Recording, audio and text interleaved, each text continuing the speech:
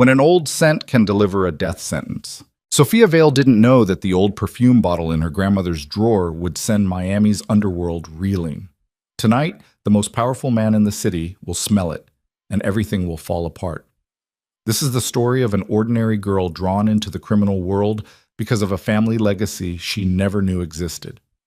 Watch to the end, hit like, and comment where you're watching to let me know how far this story has come. Now, let's begin. The air conditioning at Santoro's was broken again. Not surprising, everything in the restaurant broke eventually and stayed broken until the owner felt like spending money, which meant never. Sophia Vale pushed through the kitchen doors with 3 plates balanced on her left arm and a water pitcher in her right hand, sweat already collecting at the small of her back, even though her shift had only started 20 minutes ago. Miami in August was hell. Miami in August, inside a failing Italian restaurant with no AC, was something worse. She dropped the plates at table 7 without looking at the customers' faces. Smile, nod, refill water, move. That was the rhythm. That was survival. "Excuse me, miss?" She turned. Middle-aged guy, polo shirt, wedding ring, but eyes that wandered. "Yeah? This chicken. It's supposed to be grilled, not fried."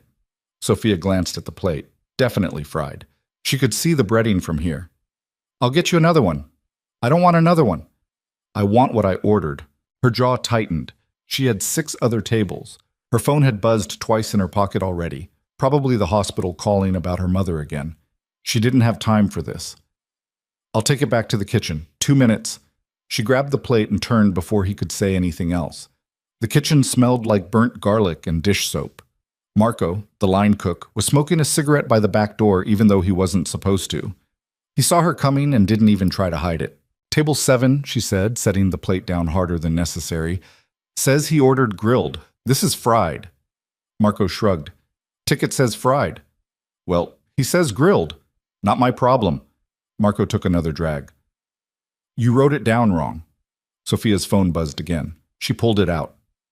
"Mercy General Hospital. 3rd call today." Her stomach dropped. "I gotta take this," she muttered, stepping toward the alley door. "You're on the floor," Marco called after her. She ignored him and pushed outside. The alley smelled like garbage and piss, but at least it was cooler than inside. She answered. "Hello? Ms. Vale?" The voice was clipped, professional. Nurse practitioner Kim. She recognized the tone before the name. "Your mother's oxygen levels have dropped again. We need to discuss next steps." Sophia closed her eyes. "What kind of next steps?" "We'd like to move her to ICU. The pulmonologist wants to run more tests, but I have to be honest with you. Her insurance is flagging the admissions. You're going to need to come in and speak with billing." "How much?" "I can't discuss that over the phone." "Ballpark." A pause. "Several thousand, depending on the tests." Sophia leaned against the brick wall, the rough surface catching on her shirt. Several thousand. She had $400 in her checking account. Maybe. She hadn't checked in 2 days because checking made it real. "I'll figure it out," she said. "Miss Vale, I'll figure it out." She hung up before the nurse could say anything else. Her hands were shaking. She shoved the phone back in her pocket and pressed the heels of her palms against her eyes. "Don't cry. Don't cry at work. You can't afford to lose this job." The back door swung open. Rico, the floor manager, stuck his head out. "Sophia, what the hell? You got tables." "I'm coming. Now." She followed him back inside. The heat hit her like a wall. Table 7 was glaring at her from across the room. She forced her face into something resembling pleasant and headed over. The rest of the shift blurred. More plates. More complaints. A kid spilled soda across an entire booth, and his parents just stared at their phones while Sophia mopped it up. Her lower back started to ache around hour 3. By hour 5, her feet were numb. It was nearly 10 when Rico told her to take her break. She collapsed into a chair in the kitchen, pulled out her phone, and opened her banking app. $372. Rent was due in 6 days. $450. That didn't include utilities, groceries, gas, or the minimum payment on her credit card that was already 2 weeks late. She opened the browser and typed how to get emergency medical funding. Most of the results were scams or required credit scores she didn't have. One mentioned a charity fund for uninsured patients, but the application process took 6 weeks. Her mother didn't have 6 weeks. Val. She looked up. Rico was standing in the doorway, looking more annoyed than usual. What? VIP just walked in. Front booth. I need you on it. Sophia frowned. It's Thursday. We don't get VIPs on Thursday. We do tonight. Move. She dragged herself to her feet, shoved her phone in her apron, and walked back out to the dining room. The front booth was the best table in the house. Circular, leather seats, view of the street. It was almost always empty because Santoro liked to keep it open in case someone important showed up. In 3 years, Sophia had seen it used maybe twice. Tonight, a man sat alone in the center of the curved bench. She noticed his stillness first. He wasn't on his phone, wasn't looking around. Just sitting, hands folded on the table, posture perfect. Dark suit, no tie. Hair swept back, mid-30s maybe. The kind of face that didn't need to try. Sharp jaw, straight nose, eyes that caught the light wrong. Cold. Sophia walked over, pulling out her notepad. Evening, can I start you with something to drink? He looked up at her, didn't smile, just looked. It wasn't a normal look, it was the kind of look that took inventory, cataloged, assessed. Water, he said. His voice was low, controlled. Accent underneath, Italian, maybe. Faint. Sure. You need a minute with the menu, or clear the restaurant. Sophia blinked. I'm sorry? Everyone else, I want them out. She laughed. Couldn't help it. Sir, I can't just kick people out. If you want privacy, maybe try calling ahead next time. I'm not asking you. He pulled a phone from his jacket and pressed a single button, held it to his ear, didn't break eye contact with her. It's me. Santoro's. 5 minutes. He hung up. Sophia opened her mouth to say something, she wasn't sure what, but then Rico appeared beside her, moving faster than she'd ever seen him move. Mr. Rivaldi, Rico said, voice tight. We didn't know you were coming. The man, Rivaldi, didn't look at him. 5 minutes. Of course, of course.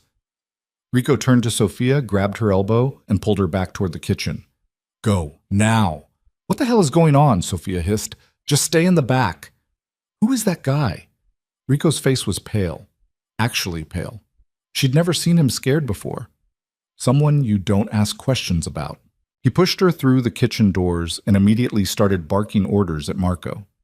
Within 2 minutes, the other servers were ushering customers toward the door, offering apologies.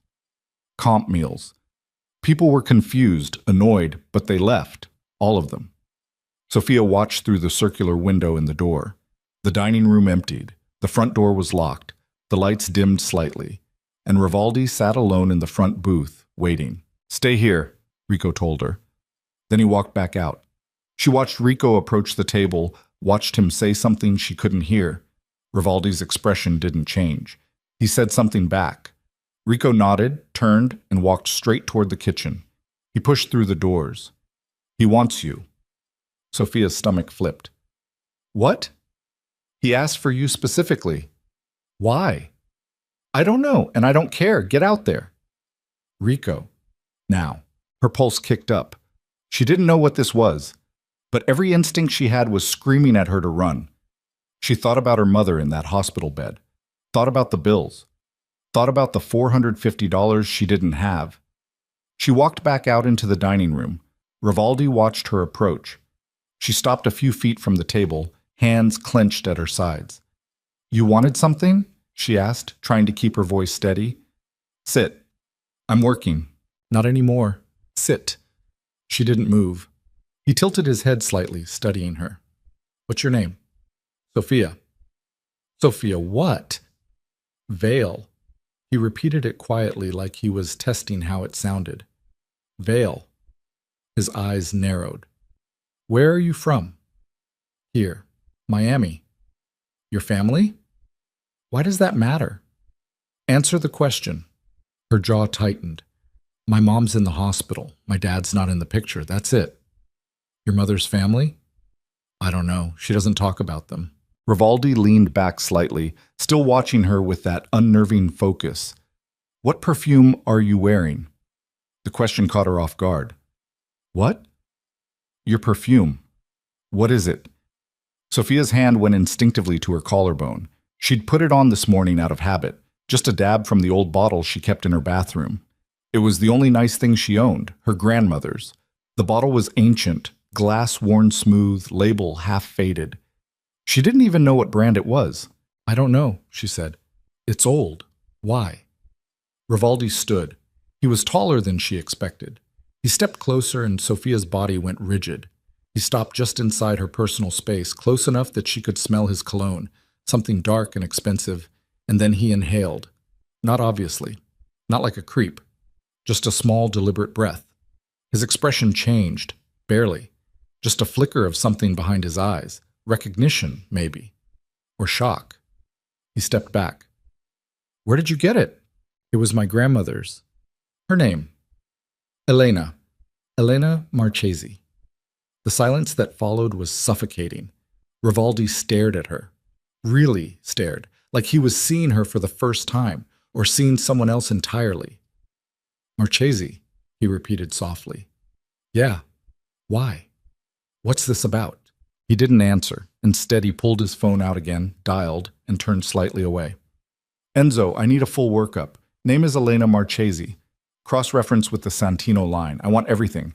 Birth date, last known address, family tree. 10 minutes. He hung up, turned back to her. "You're coming with me." Sophia took a step back. "Like hell I am. This isn't a request." "I don't know you. I'm not going anywhere." Rivaldi's expression didn't change, but something in his posture shifted, less patient. "You're wearing a perfume that hasn't been made in 30 years. A scent that was exclusive to one family. My family. The fact that you have it means one of two things. Either you stole it, or you're connected to someone who was supposed to be dead." Her heart was pounding now. "I didn't steal anything. It's my grandmother's." "Then your grandmother has some explaining to do." "She's dead." Rivaldi went still. "When?" 10 years ago." Another pause. He pulled out his phone again, checked something, then looked back at her. "What do you know about her?" "Not much. She didn't talk about her past. My mom said she came to the US a long time ago and never looked back." "From where?" "I don't know. Italy, I think." Rivaldi's phone buzzed. He glanced at the screen, read something, and his face went completely blank. He turned the phone toward her. On the screen was a black and white photograph. A woman, maybe in her 20s. Dark hair, sharp features. Beautiful. It was her grandmother. Younger than Sophia had ever seen her, but unmistakable. Beneath the photo was a name, Elena Marchesi Santino, and beneath that, deceased, 1981. Sophia's breath caught. "That's not right. She didn't die until—" "She faked her death." Rivaldi's voice was flat. "She disappeared from the family in 1981 and has been presumed dead ever since." "What family?" He looked at her like she was a child asking why the sky was blue. "Mine." Sophia's mind was racing. None of this made sense. Her grandmother had been a quiet woman, lived in a small apartment in Hialeah, worked at a dry cleaner, watched old movies. She wasn't connected to anything. She wasn't— "You're wrong," Sophia said. "You have the wrong person. The perfume doesn't lie. It's just perfume." "No." Rivaldi stepped closer again. "It's a signature. Only women in the Santino bloodline were allowed to wear it. It was made by a single perfumer in Naples, discontinued in 1992 when he died. No one outside the family had access. If you're wearing it, you're connected." "That's insane." "Is it?" He held up his phone again, showing her the photo. "Look at her. Really look." Sophia didn't want to, but she did. The resemblance was there, the eyes, the shape of the mouth. "Who was she?" Sophia's voice came out quieter than she intended. "She was my great-uncle's wife. She disappeared before I was born, but the stories—" He stopped, reconsidered. "She left because she wanted out. And if she left, there's a reason you were never told about any of this." "Because there's nothing to tell. She was just my grandmother." "She was a Santino, which means you are too." Sophia shook her head. No, I'm not part of whatever this is." "You already are." Rivaldi pocketed his phone. "The moment you walked into this room wearing that perfume, you announced yourself. And if I noticed, others will too." "What others?" People who don't ask polite questions. He gestured toward the door. We're leaving, now. I'm not going anywhere with you. Yes, you are. Because in about 15 minutes, federal agents are going to show up here asking questions you can't answer. And when they do, you're going to need someone who can protect you. From what? He looked at her like the answer should be obvious. From everything. Sophia's phone buzzed in her pocket. She pulled it out. Mercy General again. Rivaldi noticed. Your mother? She didn't answer. How much do you owe? Her throat tightened. That's none of your business. Everything about you is my business now. He stepped past her, heading toward the door. You want her taken care of? Come with me. You want to stay here and drown? Stay. He pushed through the door and walked out into the Miami night. Sophia stood frozen, phone still in her hand. She thought about her mother, about the bills, about the $372 that wouldn't even cover a single night in ICU. She thought about the perfume bottle sitting on her bathroom counter, something her grandmother had kept hidden for decades. She thought about the man who'd just walked out, calm, controlled, dangerous, and the life he was offering without actually offering anything. And then she thought about the alternative. She shoved her phone back into her pocket and followed him out the door. Rivaldi was standing beside a black sedan, driver already behind the wheel. He opened the back door and waited. Sophia stopped on the sidewalk. Where are we going? Somewhere safe. That's not an answer. It's the only one you're getting right now. She hesitated. Every rational part of her brain was screaming to turn around. But the rational part of her brain was also the part that had been failing her for months. Rational didn't pay hospital bills. Rational didn't keep her mother alive. She got in the car. Rivaldi slid in beside her, and the driver pulled away from the curb without a word. The interior smelled like leather and something faintly antiseptic. The windows were tinted dark enough that she couldn't see outside clearly. Who are you? She asked. Luca Rivaldi? That's a name, not an answer. He glanced at her, something almost like amusement crossing his face. You don't know who I am? Should I? Most people in this city do. I don't run in mafia circles. Smart. He pulled out his phone, typed something quickly, then put it away. Your grandmother, Elena, she was married to Matteo Santino. He was my great-uncle. He died in 1983, 2 years after she disappeared. No one knew where she went. The family assumed she'd been killed. Why would they assume that? Because people don't just leave. She did. Apparently. He looked out the window. She must have had a reason, something strong enough to walk away from everything, from everyone. Sophia's hands were clenched in her lap. Why does any of this matter now? She's been dead for 10 years. Because you exist. He turned back to her. And because you just walked into a public place wearing a scent that marks you as family, you might as well have painted a target on your back. I didn't know. That doesn't matter. What matters is what happens next. Which is? We figure out what you know, what she left behind, and whether anyone else is looking for you. No one's looking for me. I'm nobody. Rivaldi's gaze was steady. You stopped being nobody the moment I smelled that perfume. The car turned onto a highway ramp. Sophia watched the city lights blur past, her reflection ghostly in the dark glass. What if I want out? She asked quietly. You were never in, not by choice. His voice softened, just barely. But if you want to survive what's coming, you'll need to understand what you're part of. And I'm the only one who can teach you. Why would you do that? Because you're family, and family is the only thing that matters. Sophia looked at him, really looked. He wasn't lying. Or if he was, it was a lie he believed. What about my mother? She asked. I'll take care of it. You don't even know what I'll take care of it. His tone left no room for argument. She'll have the best care available. Every bill paid. You have my word. Why? Because that's what family does. The car slowed, turning into an underground garage. Security cameras tracked their movement. The driver pulled into a reserved spot and cut the engine. Rivaldi opened his door. This is a safe house. You'll stay here tonight. Tomorrow, we start figuring out what Elena left behind. Sophia didn't move. And if I say no, he paused, half out of the car, and looked back at her. Then you walk away right now. I'll still pay for your mother's care. I'll still make sure you're protected. But you'll never know the truth. About your grandmother. About who you really are. Maybe I don't want to know. Maybe. He straightened. But I don't think that's true. He was right. She hated that he was right. Sophia got out of the car. The safe house was a penthouse suite in a building that didn't advertise itself. No doorman, no lobby. Just an elevator that required a key card and a fingerprint scan. Rivaldi placed his thumb on the reader, and the doors slid open. They rode up in silence. The penthouse was minimalist. Clean lines, white walls, floor-to-ceiling windows overlooking Biscayne Bay. Expensive without being showy. The kind of place that whispered wealth instead of shouting it. "There's a guest room through there," Rivaldi said, gesturing down a hallway. "Bathroom stocked. Help yourself to anything in the kitchen." Sophia set her bag down. She'd grabbed it from her locker at the restaurant on the way out. Everything she owned fit into one duffel. "You're not staying?" "I have things to handle."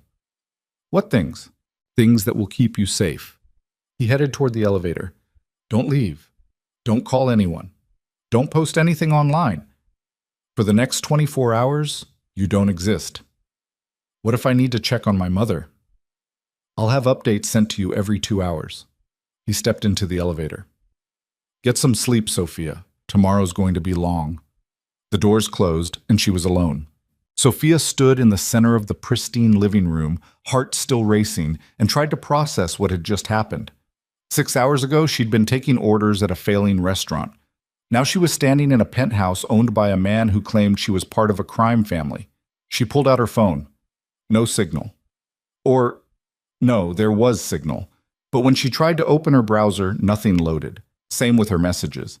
He'd locked her in, not physically, but digitally. She wanted to be angry, but mostly, she was just tired. Sophia walked to the guest room. It was bigger than her entire apartment. King-size bed, blackout curtains, a bathroom with a tub that could fit 3 people. She sat on the edge of the bed and pulled the perfume bottle from her bag. It was small, glass, the label too faded to read. She'd been wearing it since she was 16, since her grandmother had given it to her a few weeks before she died. "This was mine," her grandmother had said. "Now it's yours. But be careful with it. Some things are more than they seem." Sophia had thought she meant it was expensive, fragile. She hadn't meant that at all. Sophia set the bottle on the nightstand and lay back on the bed, staring at the ceiling. Somewhere in the city, her mother was in a hospital bed, struggling to breathe. Somewhere in the city, federal agents were probably looking for her. And somewhere in the city, Luca Rivaldi was doing things she didn't want to imagine to keep her safe. She closed her eyes. She didn't sleep. Sacked. When morning came, Sophia found a bag of clothes waiting outside her door. Her size. Nothing flashy, jeans, plain shirts, underwear still in packaging. She didn't want to know how he'd known. She showered, dressed, and walked out into the main living area. Rivaldi was sitting at the dining table, coffee in hand, reading something on a tablet. He looked up when she entered. "Sleep?" "No." "Figured." He gestured to the counter. "Coffee's fresh. There's food if you want it." She poured herself a cup and sat across from him. "My mother?" "Stable. Moved to a private room this morning. Specialist is reviewing her case." "You moved her?" "I told you I'd take care of it." Sophia wrapped her hands around the mug, letting the heat seep into her palms. "What now?" "Now you tell me everything you know about Elena." "I already told you, not much." "Then tell me not much." Sophia sighed. She lived alone, worked at a dry cleaner in Hialeah, didn't have friends that I knew of. She was quiet, kept to herself. My mom said she came to the U.S. in the early 80s and never talked about Italy. "Did she have anything? Papers, photos, letters?" "Not that I saw. When she died, my mom cleaned out her apartment. There wasn't much, some clothes, kitchen stuff, the perfume." "Nothing else?" "No." Rivaldi set his tablet down. Someone who successfully fakes their death and disappears for 40 years doesn't leave nothing behind. She left something. The question is where? Why does it matter? Because if she left for a reason, and if that reason is still relevant, it could put you in danger. From who? From people who don't forgive. People who hold grudges across generations. Sophia set her mug down. You're talking about your family. I'm talking about our family. Yes. I'm not part of you are. His voice was firm. Like it or not, the moment Elena married Matteo, she became a Santino. And that means you carry that blood too. Blood doesn't mean anything. Rivaldi's expression hardened. In this world, blood is everything. Before Sofia could respond, his phone buzzed. He glanced at it, frowned, and stood. Stay here. Where are you going? There's something I need to confirm. He headed toward the elevator, then stopped. Don't leave. You said that already. I'm saying it again. The elevator doors closed. Sofia sat alone in the massive penthouse, frustration building. She wasn't a prisoner. She could leave if she wanted. But where would she go? Back to her apartment? Back to the restaurant? Back to drowning? She stood and walked to the windows. The bay stretched out below, boats drifting lazily under the morning sun. It was beautiful, peaceful, completely disconnected from her reality. Her phone buzzed. She pulled it out. A text from an unknown number. Room 407. Stable. Specialist recommends long-term monitoring. Her mother. Whoever was keeping tabs had just sent her an update. Proof that Rivaldi was keeping his word. Sofia stared at the message. She thought about everything she'd learned in the last 12 hours. About her grandmother, about the perfume, about the life Elena had walked away from. And she thought about the life Sofia was walking into. She didn't have a choice. Not really. She sat back down at the table and waited for Luca Rivaldi to come back and tell her what came next. Because whether she liked it or not, whether she wanted it or not, she was part of this now. And there was no going back. Rivaldi came back 3 hours later. Sofia heard the elevator chime and looked up from the couch where she'd been sitting, staring at her phone, reading the same hospital update over and over like it might change if she looked hard enough. He stepped out carrying a manila envelope, his expression darker than it had been when he left. We need to talk, he said. That's usually a bad start. He ignored the comment and dropped the envelope on the coffee table in front of her. It landed with a dull thud. Open it. Sofia eyed the envelope like it might bite. What is it? Your grandmother's insurance policy. She reached for it slowly, pulled out a stack of papers. Official documents, legal letterhead, names she didn't recognize. The first page was a death certificate. Elena Marchesi Santino, deceased March 14th, 1981. Cause of death, drowning. This is fake, Sofia said. Yes. The next page was a bank statement. An account opened in 1981 under the name Elena Vale. Monthly deposits, small amounts, enough to live on but not enough to draw attention. The account had been closed in 2015, the year her grandmother died. She changed her name, Sofia said quietly. She erased herself. Rivaldi sat down across from her, elbows on his knees, hands clasped. Elena Santino died in a boating accident off the coast of Naples. Her body was never recovered. 3 months later, Elena Vale opened a bank account in Miami with a social security number that didn't exist before 1981. How did she do that? Money, connections, or both? He gestured to the envelope. Keep going. Sofia flipped through more pages. A birth certificate for her mother. Lisa Vale, born 1979. Father listed as unknown. Which made sense. Her mother had never talked about Sofia's grandfather. Sofia had assumed he'd been a one-night stand or someone who'd run off. Now she wasn't sure what to assume. The last document in the stack was a handwritten letter. The paper was yellowed, the ink faded. Sofia recognized the handwriting immediately. Her grandmother's. She unfolded it carefully. If you're reading this, I'm gone. And if Luca Rivaldi is the one who found you, then everything I tried to protect you from has caught up anyway. I left because I had no choice.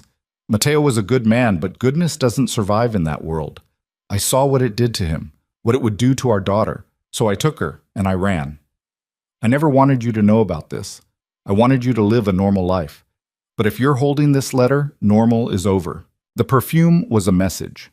Only family would recognize it. If someone from the old world found you because of it, it means they're watching. It means they know. Don't trust anyone, Sofia, not even family. Especially not family. I'm sorry I couldn't protect you forever. Nonna. Sofia read it twice, then a third time. Her hands were shaking. When did you find this? She asked. Shichikichatsin. This morning, it was in a safety deposit box under Elena's name. The bank flagged it when I started digging into her records. You broke into a safety deposit box? I made a phone call. Rivaldi's tone was flat. The box was set to transfer to your mother if Elena died, and to you if your mother died. She was planning ahead. Sophia set the letter down. Her chest felt tight. She says not to trust you. I know. So why are you showing me this? Because hiding it doesn't change what it says. He leaned back, watching her. Your grandmother was smart. She knew what she was walking away from, and she knew that one day it might come back. Why now? It's been 40 years. Because you wore the perfume in public. Because I noticed. And if I noticed, someone else will too. You keep saying that. Who else? Rivaldi's jaw tightened. The Santino family isn't what it used to be. Matteo's line died out. But the name still carries weight, and there are people who remember Elena. People who never forgave her for leaving. Why would they care? She's dead. But you're not. He stood, walking to the windows, hands in his pockets. In our world, bloodlines matter. Debts pass down. Grudges pass down. If someone wanted revenge for what Elena did, for the disrespect of abandoning the family, they'd come for you. Sophia's stomach twisted. That's insane. That's reality. She stood, pacing, trying to process. So what am I supposed to do? Hide forever? Change my name like she did? You could. Rivaldi turned to face her. Or you could step into it. Learn how this world works. Learn how to protect yourself. By becoming one of you? By understanding what you already are. I'm not a criminal. Neither was Elena. Not at first. His voice softened just slightly. But she married into it.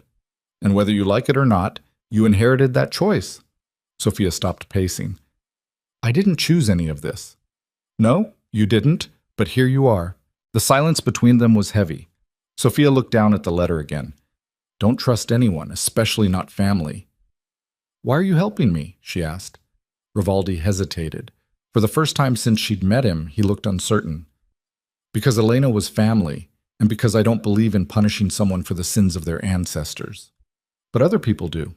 Yes. So I'm a target. You're a complication, which makes you valuable. Or dangerous, depending on who's asking. Sophia's phone buzzed. Another update from the hospital. Patient stable, vitals improving. She stared at the screen. Her mother was getting better. Because of him. Because Luca Rivaldi had made a phone call and suddenly the impossible was possible. That kind of power didn't come free. What do you want from me? Sophia asked quietly. Right now? I want you to stay alive. And later? He didn't answer. That was answer enough. Bob. The next 2 days passed in a strange, suspended rhythm. Sophia stayed in the penthouse. Rivaldi came and went. He didn't explain where he was going or what he was doing, and she didn't ask. She spent most of her time reading everything in the envelope, searching for clues her grandmother might have left behind. There weren't many. Elena had been careful. She'd covered her tracks, changed her identity, lived quietly. The only mistake she'd made was keeping the perfume and passing it down. On the third morning, Rivaldi appeared with a different kind of envelope. This one was thicker. He set it on the table without a word. Sophia opened it. Inside were photographs. Black and white. Old. The first was of a man. Tall, sharp-featured, dark eyes. He was standing in front of a building Sophia didn't recognize, hands in his pockets, expression unreadable. That's Matteo, Rivaldi said. Your grandfather. Sophia stared at the photo. She'd never seen him before. Never even known his name until 3 days ago. He looked normal. Not like a criminal. Not like someone dangerous. Just a man. The next photo was of Elena, younger than the one Rivaldi had shown her before. She was smiling, standing beside Matteo, his arm around her shoulders. They looked happy. When was this taken? Sophia asked. 1978, a year before your mother was born. She flipped through the rest of the photos. More of Matteo and Elena.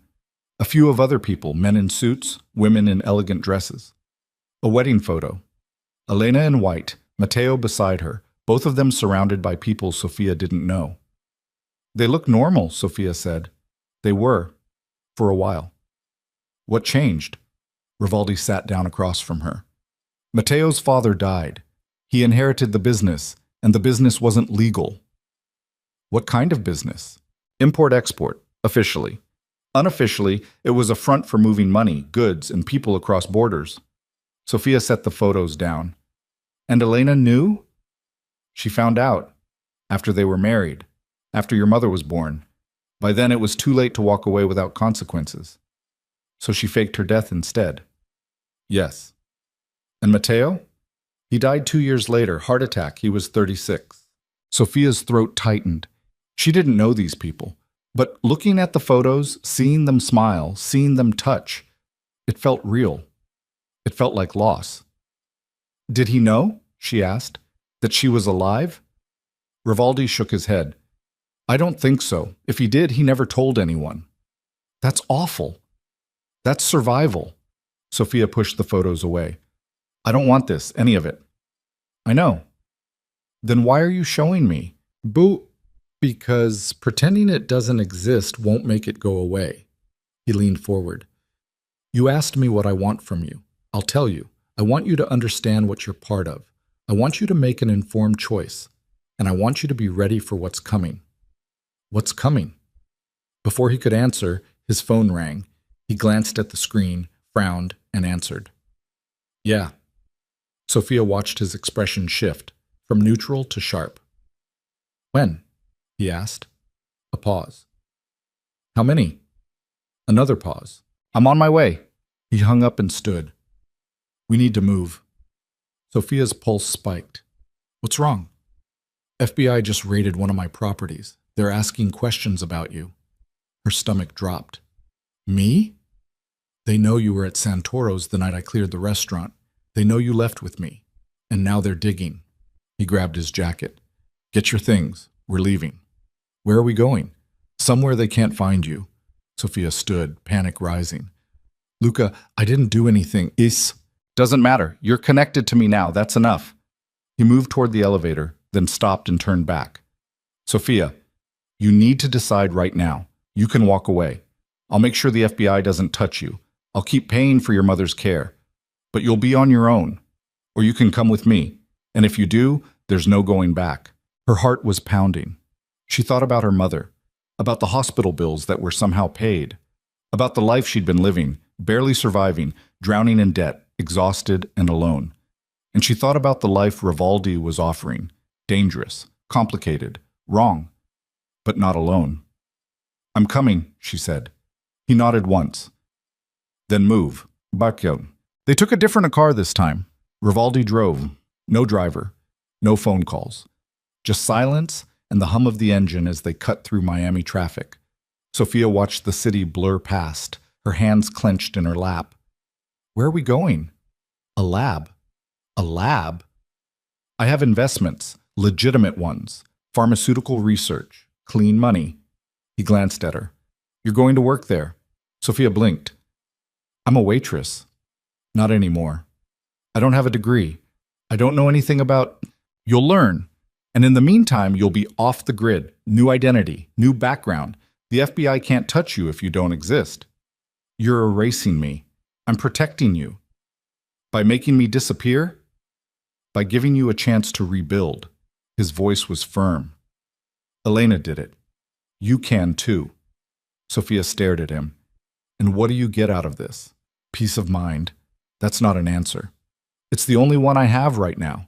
She wanted to argue, wanted to push back, but the truth was she didn't have a better option. The FBI was involved now. Even if she walked away, even if Rivaldi kept his word and protected her, she'd spend the rest of her life looking over her shoulder. At least this way, she'd have some control. What happens to my mom? She asked. She stays where she is, private care, covered. I'll make sure she's safe. And me? You start over. The lab was in Coral Gables, tucked inside a research park that looked more like a college campus than a place where illegal money got laundered. Rivaldi pulled into an underground garage and parked in a reserved spot. Follow me, he said. They took an elevator to the 3rd floor. The hallway was sterile. White walls, fluorescent lights, the faint smell of disinfectant. Rivaldi stopped at a door marked administration and knocked twice. The door opened. A woman in her 50s, sharp-eyed and impeccably dressed, looked Sophia up and down. "This her?" the woman asked.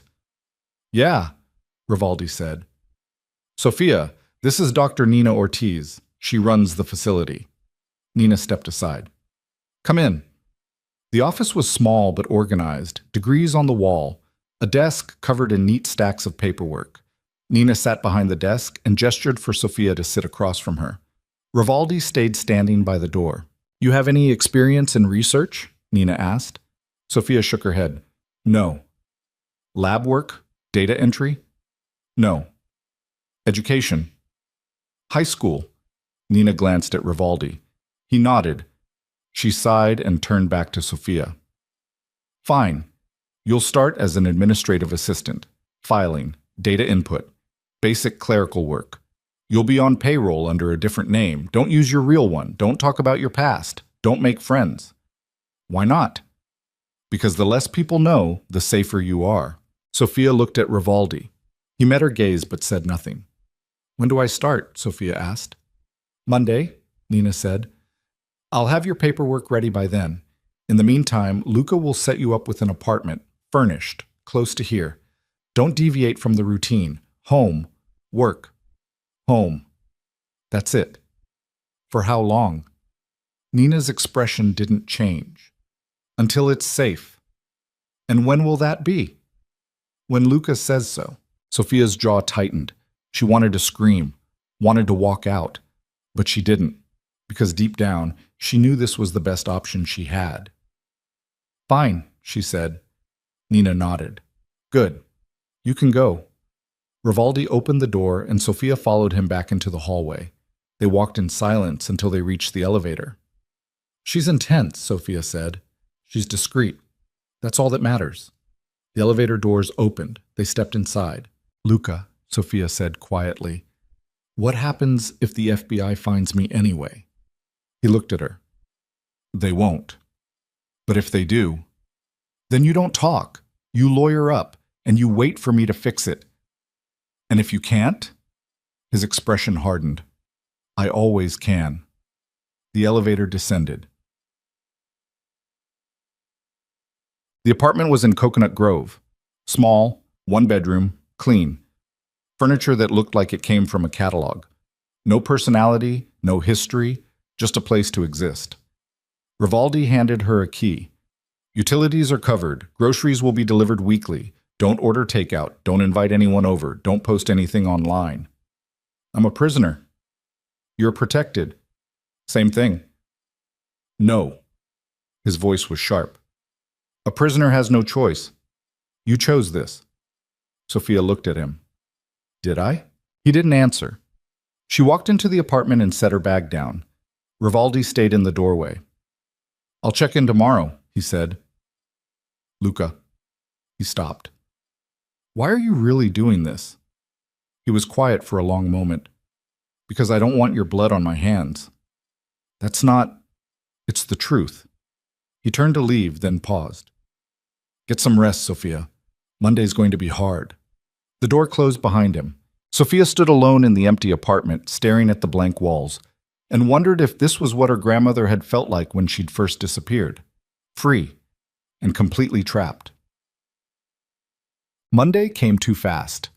Sophia reported to the lab at 8. Nina handed her a badge with a name that wasn't hers, Rebecca Lawson, and a stack of files to organize. The work was mindless, alphabetizing, data entry, scanning documents. She kept her head down, didn't talk to anyone unless she had to. But she noticed things. The lab had 2 floors. The first was legitimate. Pharmaceutical research, clinical trials, FDA-approved studies. The second floor was restricted, badge access only. She never saw anyone go up there except Nina and a few other senior staff. On her 3rd day, Sophia saw Rivaldi enter through a side door and head straight for the elevator to the 2nd floor. He didn't acknowledge her, didn't even look in her direction. Whatever was happening up there, it wasn't research. That night, Sophia sat in her apartment and stared at the ceiling. She thought about calling her mother, but she didn't have her real phone anymore. Rivaldi had taken it and given her a burner. No contacts, no history. She thought about running, but where would she go? She thought about the letter her grandmother had left. Don't trust anyone, especially not family. And she thought about Luca Rivaldi, the man who'd pulled her out of one life and shoved her into another without asking if she wanted it. She didn't trust him, but she didn't have anyone else. Shaiki. 2 weeks passed, then 3.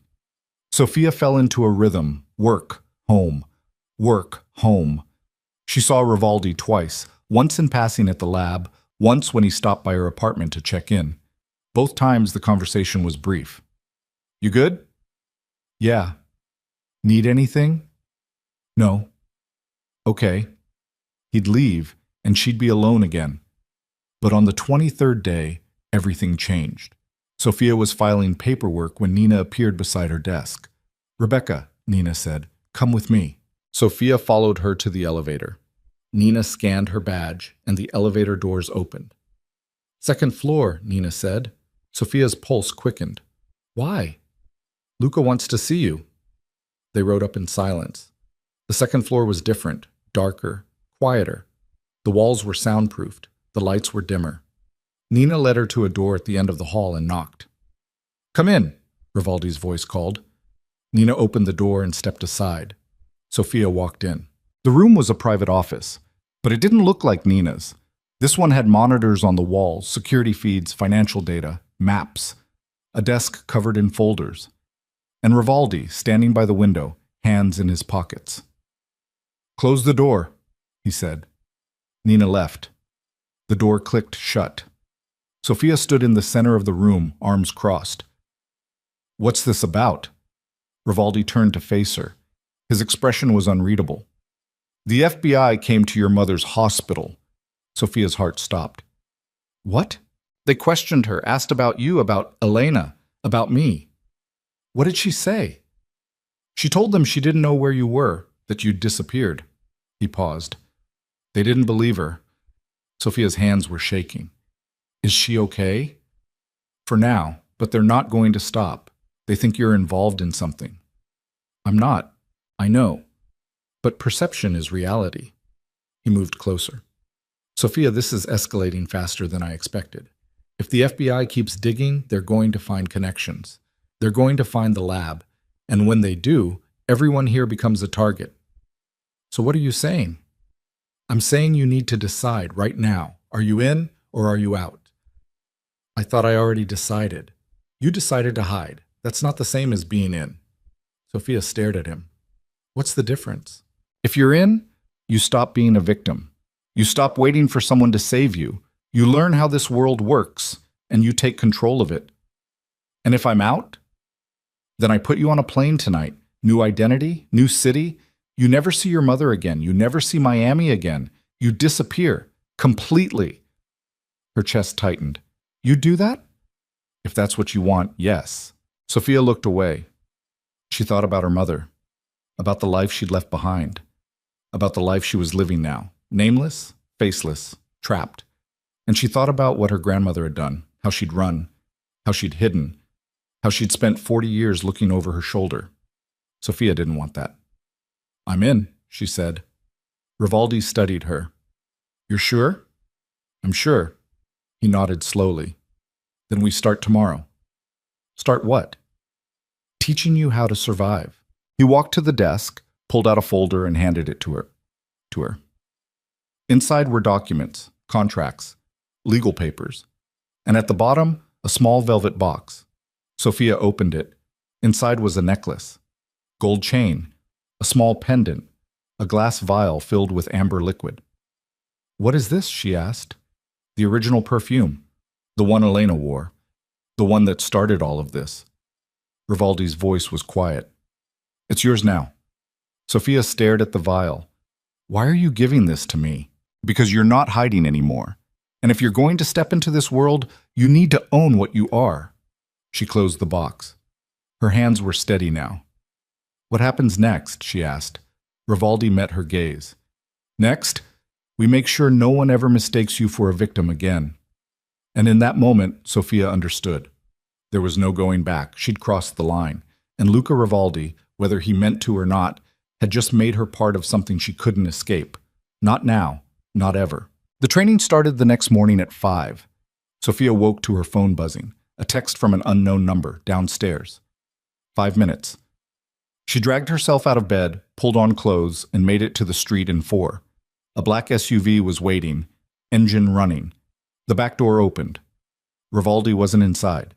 A man she'd never seen before sat in the driver's seat, older, graying at the temples, eyes that had seen too much. He didn't introduce himself. "Get in," he said. Sophia climbed into the back. The door closed and they pulled away from the curb. "Where are we going?" she asked. "You'll see." They drove for 30 minutes, leaving the city behind, heading west into industrial territory. Warehouses, empty lots, chain-link fences topped with razor wire. The SUV turned into a gated compound, and the driver punched in a code. The gate rolled open. Inside, the compound was larger than it looked from the street. A main building, concrete, no windows. A few smaller structures scattered around the perimeter, security cameras on every corner. The driver parked and got out. Sophia followed. He led her to the main building, through a steel door that required a key card, down a narrow hallway that smelled like sweat and gun oil. At the end of the hall was another door. He opened it and stepped aside. Inside. Sophia walked in. The room was a gym, or something like it. Mats on the floor, punching bags hanging from the ceiling, a shooting range along the far wall, and in the center of it all, Rivaldi, dressed in a t-shirt and dark pants, arms crossed, watching her. "You're late," he said. "I was here in 4 minutes."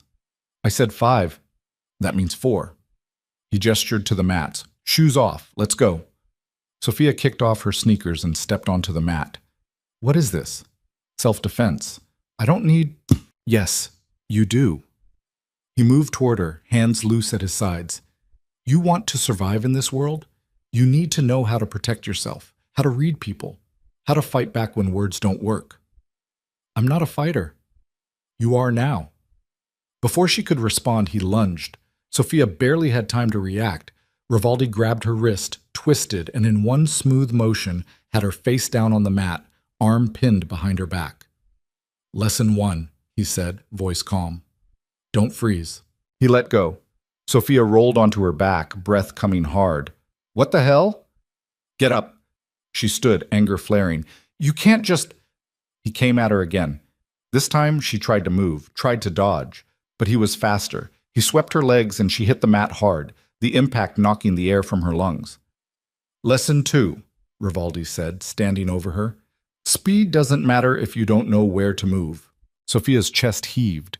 She wanted to scream at him, wanted to walk out, but she didn't. Because somewhere in the back of her mind, she understood. This wasn't cruelty, this was preparation. She got up. They went again, and again, and again. By the end of the first hour, Sophia had hit the mat more times than she could count. Her body ached. Her pride was shattered. But she was still standing. Rivaldi handed her a water bottle. "Better." "I didn't land a single hit." "You will." He wiped sweat from his forehead with the back of his hand. "This isn't about winning. It's about not losing." "What's the difference?" "Winning means you walk away clean. Not losing means you walk away alive." He capped his own water bottle. "In this world, alive is enough." Sophia drank, her hands still shaking from adrenaline. "How long do we do this?" "Every day, until you don't freeze anymore." "And then?" "Then we move to phase 2, which is—" Rivaldi's expression darkened. "Learning how to lie." Phase 2 started 3 days later. Sophia walked into the same building, expecting more mats, more bruises. Instead, Rivaldi led her to a different room. This one had a table, 2 chairs, and a mirror that she immediately recognized as one-way glass. "Sit," Rivaldi said, gesturing to one of the chairs. She sat. He sat across from her, hands folded on the table. "What is this?" Sophia asked. "Interrogation training?" "I'm not going to get interrogated. You already have been. Your mother, the hospital. The FBI asked her questions, and she didn't have answers. Next time, they'll ask you, and you need to know how to handle it." Sophia's stomach tightened. "What am I supposed to say?" "Nothing. That's the point." Rivaldi leaned back. "Rule 1. You don't volunteer information. Ever. They ask a question, you answer with the bare minimum. They push, you push back. They threaten, you lawyer up. That sounds like guilt. That sounds like survival. His gaze was steady. The FBI doesn't care about the truth. They care about building a case. If you give them anything at all, they'll use it against you. I don't have anything to give. You think that matters? Rivaldi's voice hardened. You're connected to me. That's enough. They'll dig until they find something, and if they can't find it, they'll create it. Sophia swallowed. So what do I do? You practice. He pulled out a small recorder and set it on the table. I'm going to ask you questions. You're going to answer, and I'm going to tell you every mistake you make. Now? Now. He pressed record. State your name for the record. Sophia hesitated. Rebecca Lawson. Wrong. Rivaldi stopped the recording. You hesitated. That tells me you're lying. Try again. They went through it 20 times, 30. Rivaldi asked questions, some simple, some designed to trap her. Where do you work? Who do you know? How did you meet Luca Rivaldi? Have you ever been involved in illegal activity? Every time she slipped, he stopped her. Every time she volunteered information, he shut her down.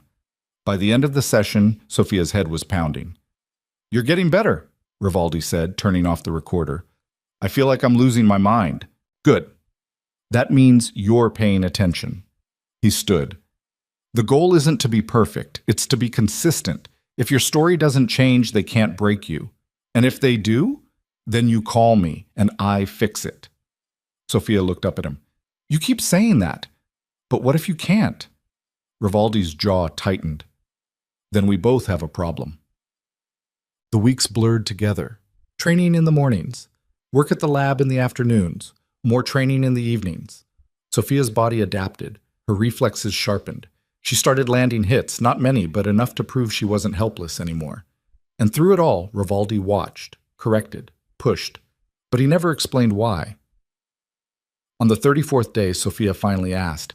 They were in the gym, finishing up a session. Sophia was on her back again, but this time she'd managed to block Rivaldi's initial grab and force him to adjust. Progress. Why are you doing this? She asked, staring at the ceiling, breath ragged. Rivaldi was standing a few feet away, barely winded.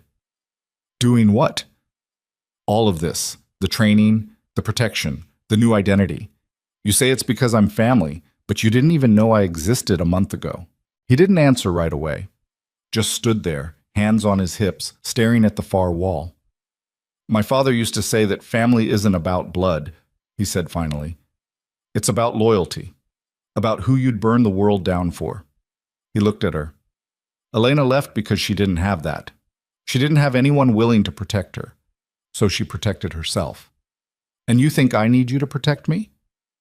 I think you deserve the choice she didn't have. Sophia sat up slowly, wiping sweat from her face. What if I don't want it? Then you walk away, like I said before. His voice was calm. But you're still here. So I don't think that's true. He was right. She hated that he was right. What happens when the FBI stops looking? Sophia asked. They won't. But if they do, they won't. Rivaldi's tone was final. This doesn't end, Sophia. Not for you. Not for me. The moment you stepped into my world, you became part of it. And the only way out is death. The words hung in the air between them. Sophia stood. That's a hell of a sales pitch. It's the truth. Yeah. She grabbed her water bottle. I'm starting to realize that's all you give me. She walked out before he could respond. That night, Sophia couldn't sleep. She lay in bed, staring at the ceiling, replaying Rivaldi's words over and over. The only way out is death. Her phone buzzed. A text from the hospital. Patient condition critical. Contact immediately. Sophia's heart stopped. She called the number. A nurse answered. Miss Lawson, your mother's oxygen levels have dropped significantly. We're moving her back to ICU. The doctor wants to speak with you. I'll be there in 20 minutes. She hung up, threw on clothes, and grabbed her keys. She didn't think. Didn't call Rivaldi, just ran. The hospital was 15 minutes away. Sophia made it in 10. She burst through the ICU doors, found her mother's room, and stopped cold. Two men in dark suits were standing outside the door, FBI. She recognized the look, the posture, the cheap ties, the way they watched her approach like wolves sizing up prey. One of them stepped forward. Rebecca Lawson? Sophia's stomach dropped. They knew the fake name, which meant they'd been digging. "Who's asking?" she said, keeping her voice steady. The man pulled out a badge. "Special Agent Marcus Reyes, this is Agent Torres. We'd like to ask you a few questions." "About what?" "About your relationship with Luca Rivaldi." Sophia's pulse spiked, but she kept her face neutral. "I don't know who that is." Reyes smiled. It didn't reach his eyes. "Really? Because we have footage of you leaving Santoro's restaurant with him 4 weeks ago. We have financial records showing he's paying for your mother's care. And we have testimony from multiple sources placing you at a facility owned by one of his shell companies." "I don't know what you're talking about. Miss Lawson, or should I say Miss Vale, we know who you are. We know your grandmother was Elena Santino. We know Rivaldi has taken an interest in you. What we don't know is why." Reyes stepped closer. "So, here's your chance. Help us understand. Tell us what Rivaldi's planning. Tell us what he's using you for. And maybe we can work something out." Sophia's throat was dry. "I want a lawyer." Torres laughed. "Of course you do." Reyes didn't laugh.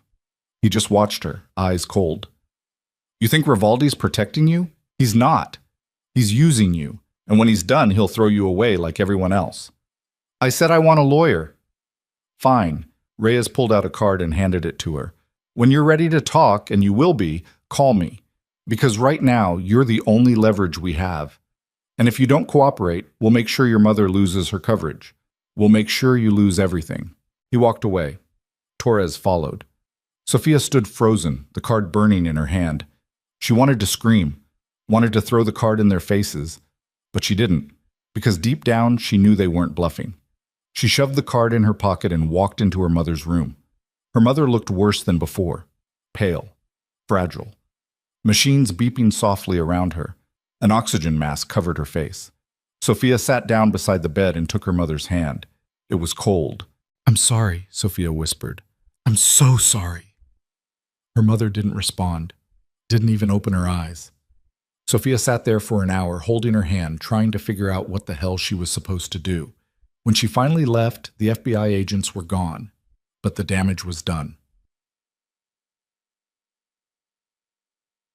She called Rivaldi from the parking lot. He answered on the first ring. "Where are you?" "The hospital. The FBI was here." Silence. "What did you tell them?" His voice was sharp. "Nothing. I lawyered up." "Good. Stay there. I'm coming."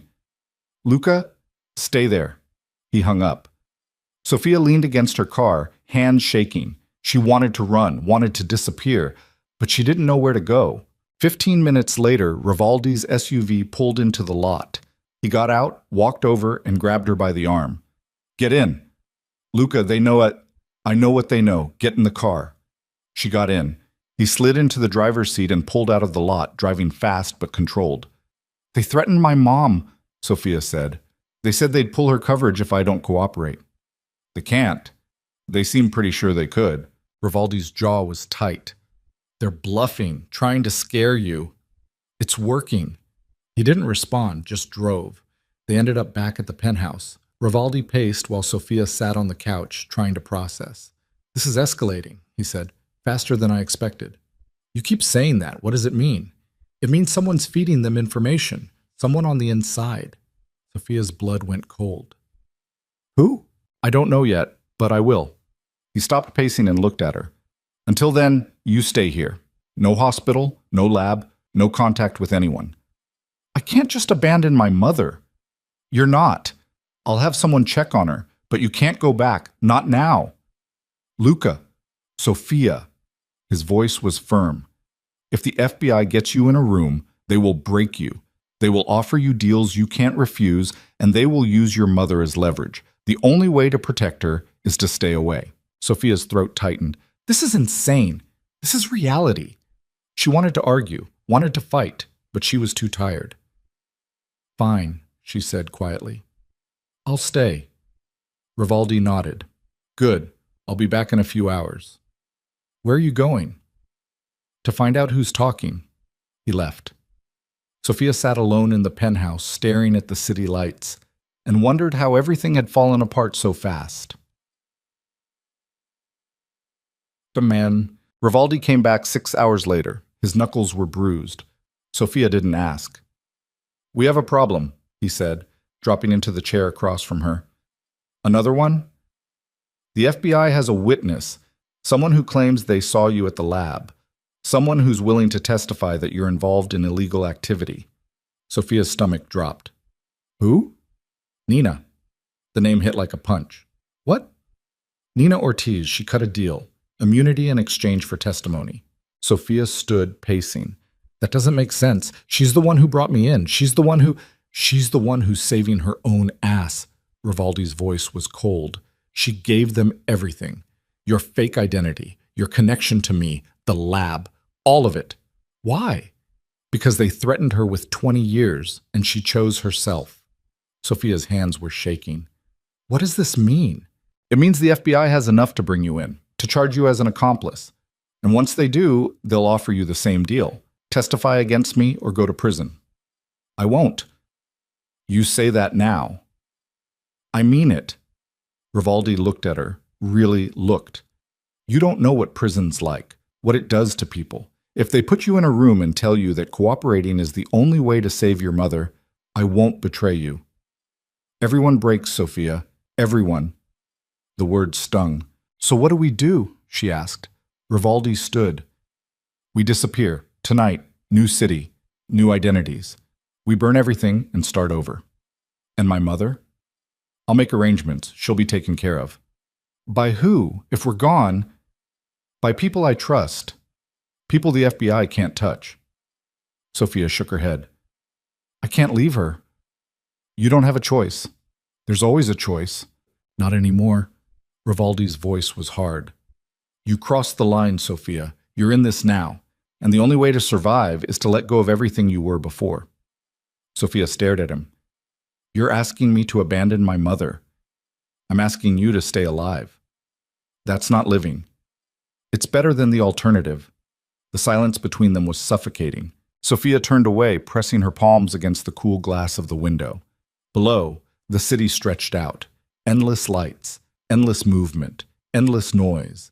Somewhere down there, her mother was lying in a hospital bed, barely breathing. Somewhere down there, federal agents were building a case that would destroy everything. And somewhere inside herself, Sophia felt something crack. I can't do this, she whispered. Yes, you can. No. She turned to face him. I can't. I can't run. I can't hide. I can't keep pretending I'm someone I'm not. Rivaldi's expression didn't change. Then what do you want to do? Sophia took a breath. I want to fight back. Against the FBI? Against all of it. Her voice was stronger now. They think I'm weak. They think I'll break. But they're wrong. Rivaldi studied her. You don't know what you're saying. I know exactly what I'm saying. Sophia stepped closer. You've spent weeks teaching me how to survive, how to fight, how to lie. Now teach me how to win. Winning against the FBI isn't about strength. It's about leverage. Then find it. Sophia, find it. Her voice was sharp. You said you'd protect me. You said you'd fix this. So fix it. Rivaldi's jaw tightened. If I do this, if I go after them, there's no going back for either of us. I know. You'll be tied to me. Completely. No more half measures. No more pretending you're not part of this. I stopped pretending the moment I got in your car. He held her gaze for a long moment. Then he nodded. Okay, he said quietly. We do this my way. No hesitation. No second guessing. Agreed. Rivaldi pulled out his phone and made a call. Enzo, I need everything on Special Agent Marcus Reyes. Personal, professional, financial. I want to know where he's vulnerable. He hung up. What now? Sophia asked. Now, we wait. And when the time comes, we make sure the FBI regrets ever coming after you. Sophia nodded. Her hands were steady now, her mind clear. She'd made her choice. and there was no going back. Checo. 3 days later, Rivaldi had what he needed.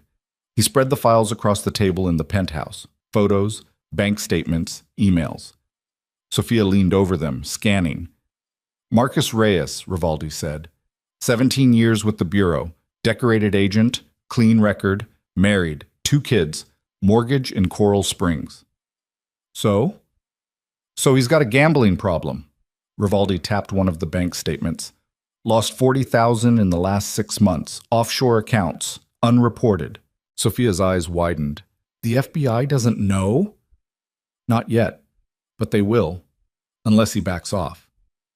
You're going to blackmail a federal agent? I'm going to give him a choice. Rivaldi's voice was calm. He walks away from you, or I send this to his superiors. He loses his career, his pension, his family, everything. Sophia stared at the documents. And if he doesn't back off? Then we make sure he can't hurt anyone ever again. The weight of his words settled over her. When do we do this? She asked. Tonight. They met Reyes in a parking garage downtown. Neutral ground. Rivaldi had arranged it through a third party. No names, no phones, just a time and a place. Reyes was already there when they arrived, standing beside his car, arms crossed. He didn't look surprised to see them. Rivaldi, he said. I was wondering when you'd show up. Agent Reyes. Rivaldi's tone was polite, almost friendly. Thanks for coming. I didn't have much choice. You always have a choice. Rivaldi pulled out the folder and tossed it onto the hood of Reyes's car. That's yours. Take a look. Reyes opened it. His expression didn't change as he flipped through the pages, but Sophia saw his jaw tighten. Where did you get this? Reyes asked quietly. Does it matter? It's fabricated. It's real, and you know it. Rivaldi stepped closer. $40,000. Offshore gambling, tax evasion. That's federal time, Reyes. You know that better than anyone. Reyes closed the folder. What do you want? You drop the investigation into Sophia Vale. You stop harassing her mother. You walk away. I can't do that. Yes, you can. Reyes looked at Sophia. You know what he is, right? What he does? I know, Sophia said. And you're still with him? I'm still standing here. Reyes shook his head. You're making a mistake. Maybe. But it's my mistake to make. Reyes turned back to Rivaldi. Even if I walk away, someone else will pick this up. You can't blackmail the entire Bureau. I don't need to. I just need you. Rivaldi's voice was cold. You're the lead agent. You're the one building the case. Without you, it falls apart, and we both know it. Reyes was silent for a long moment. Then he picked up the folder and tossed it back to Rivaldi. Fine, he said. I'll back off. But this doesn't end here. Sooner or later, you'll slip. And when you do, I'll be there. I'm counting on it. Rivaldi smiled. It was a dangerous smile. Drive safe, Agent Reyes. Reyes got in his car and drove away. Sophia let out a breath she didn't know she'd been holding. Is it over? For now? And later? Rivaldi looked at her. Later, we deal with later. They walked back to the SUV in silence. Sophia's mind was racing. She'd just watched Luca Rivaldi blackmail a federal agent, and she hadn't stopped him. She'd helped him. As they drove back to the penthouse, Sophia stared out the window, watching the city lights blur past. She'd crossed another line tonight, a bigger one. And somewhere deep inside, she knew there was no coming back from this. She wasn't Sophia Vale anymore. She wasn't Rebecca Lawson. She was something else entirely, something she didn't have a name for yet. But she would, soon. Matti. The next morning, Sophia's phone rang. It was the hospital. She answered, her heart already sinking. Miss Lawson? The nurse's voice was shaking. I'm so sorry. Your mother passed away an hour ago. We did everything we could. Sophia's world stopped. The phone slipped from her hand. Rivaldi caught it. He listened to the nurse, said something Sophia didn't hear, and hung up. Sophia, he said gently. She couldn't breathe, couldn't think, couldn't move. Her mother was gone, and she hadn't been there. She'd been too busy playing games with federal agents and crime lords to be there when her mother took her last breath. Rivaldi reached for her, but she pulled away. Don't, she said, her voice breaking. Sophia, don't touch me. She walked to the window, pressed her forehead against the glass, and let the grief wash over her. Her mother was gone, and it was her fault. Behind her, Rivaldi stood in silence, hands at his sides, watching her fall apart. And for the first time since she'd met him, he didn't know what to say. Because there was nothing to say. The only person Sophia had left to protect was gone. And now, all that remained was the choice she'd already made. The choice that had cost her everything. Sophia didn't go to the funeral. She couldn't. The FBI would be watching, waiting for her to show up so they could serve her with a subpoena or drag her in for questioning. Rivaldi had made that clear. So instead, she sat in the penthouse while strangers buried her mother in a cemetery she'd never see. Rivaldi arranged everything. The casket, the plot, the headstone. He didn't ask for permission, just handled it, like he handled everything else. Sophia didn't thank him. She sat by the window for 3 days, staring at nothing, feeling nothing. The grief was there. She could feel it pressing against her ribs, threatening to crack her open. But she wouldn't let it. If she let it in, she'd drown. So she locked it down, shoved it into a corner of herself and built walls around it. On the 4th day, Rivaldi walked into the penthouse and found her in the same spot. "You need to eat," he said. She didn't respond. "Sophia, I'm fine." "You're not." She turned to look at him. Her eyes were hollow. "What do you want me to say? That I'm broken? That I can't do this anymore? Is that what you're waiting for?" "I'm not waiting for anything." "Then leave me alone." Rivaldi didn't move. "Your mother's gone. I know that. And I know you're angry, but sitting here won't bring her back." "I know that." "Then get up." Sophia's jaw tightened. "Why? So I can keep pretending I'm someone I'm not? So I can keep playing this game you dragged me into? You're not playing anything. You're surviving." "This isn't surviving. This is dying slowly." Rivaldi crossed the room and crouched in front of her, forcing her to meet his gaze. "You want to die? Fine. I'll walk out right now. I'll let the FBI have you. I'll let whoever else is looking for you find you. And you can see how long you last." Sophia's hands clenched into fists. "You don't get to do that." "Do what?" "Act like you care." "I do care." "Bullshit," her voice cracked. "You care about what I represent, about the bloodline, about the leverage, but you don't care about me." Rivaldi's expression didn't change. "You're wrong." "Am I?" He stood, stepping back. "Believe what you want. But I'm not the one who kept you alive this long. You did that. You made the choice to stay. You made the choice to fight. So if you want to give up now, that's on you, not me." He walked toward the elevator. "Where are you going?" Sophia asked. "To deal with a problem." "What problem?" He didn't answer. The elevator doors closed. Sophia sat alone in the silence, her chest tight, her mind racing. She hated him, hated that he was right, hated that she didn't have the strength to walk away. But most of all, she hated that some small, stubborn part of her still wanted to prove him wrong. She stood, walked to the bathroom, looked at herself in the mirror. The woman staring back was a stranger. Hollow eyes, sharp cheekbones, hair that hadn't been washed in days. She looked like someone who'd already died and just hadn't realized it yet. Sophia turned on the shower, stripped, stepped under the water and let it scald her skin until she couldn't tell the difference between the heat and the pain. When she finally got out, she felt something close to human again. She dressed, pulled her hair back, and waited for Rivaldi to come back. But he returned 6 hours later, his knuckles bruised again, a cut above his eyebrow that hadn't been there before.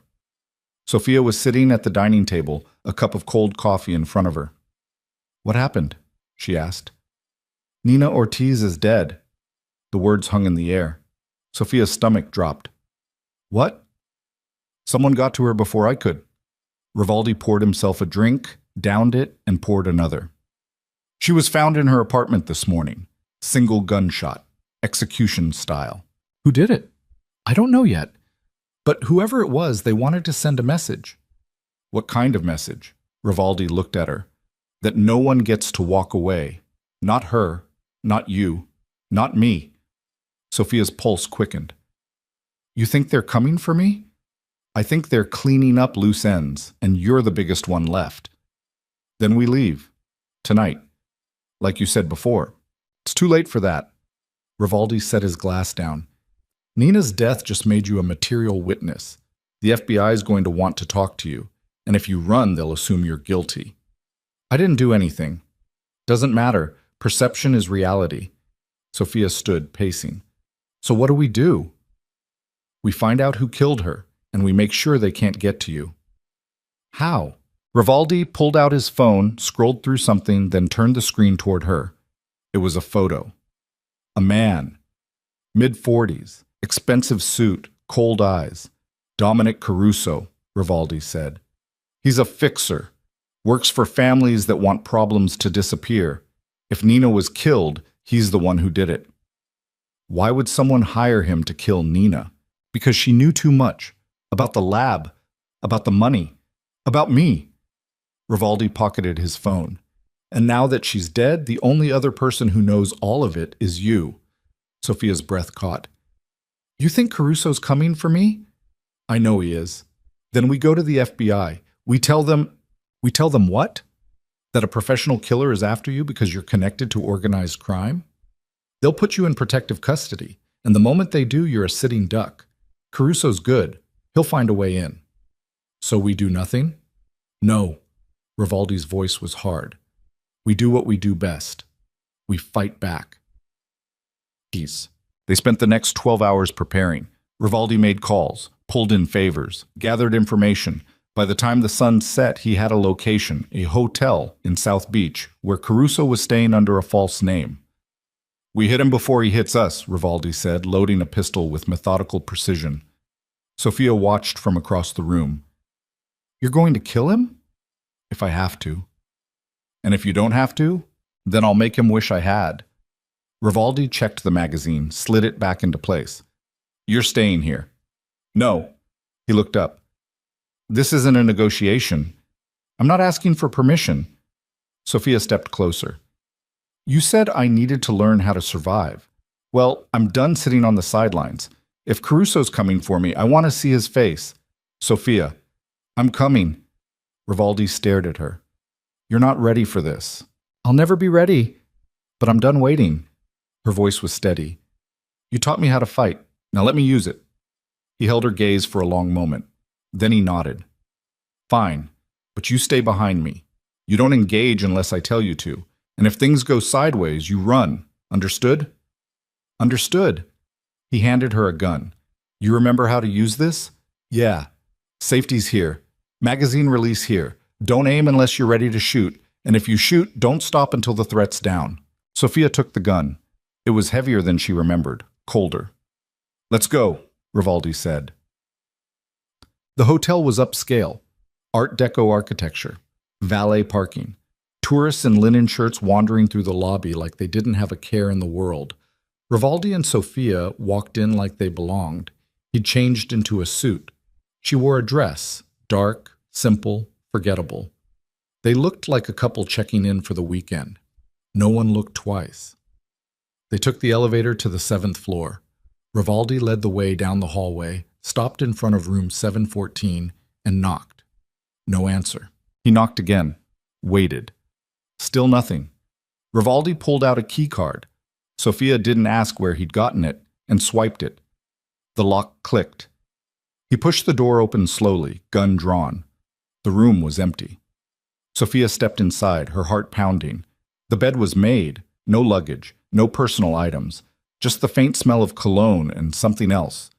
Something metallic. He's not here, Sophia whispered. No. Rivaldi's voice was tight. But he was. He crossed to the bathroom, opened the door, and stopped. Sophia followed, and then she saw it. Written on the mirror in red lipstick. You're next. Her blood ran cold. Rivaldi's jaw tightened. We need to leave. Now. They turned toward the door. It slammed shut. A man stepped out from behind it. Tall, lean, dressed in black. Dominic Caruso. He was holding a gun aimed directly at Rivaldi's chest. Luca Rivaldi, Caruso said, his voice smooth. I was hoping you'd show up. Rivaldi didn't move. Caruso, you've been making a lot of noise lately. Thought it was time we had a conversation. I'm not interested in talking. Too bad. Caruso's gaze shifted to Sophia. And you must be the girl everyone's so worried about. Elena's granddaughter. You don't look like much. Sophia's grip tightened on her gun, still hidden beneath her jacket. Leave her out of this, Rivaldi said.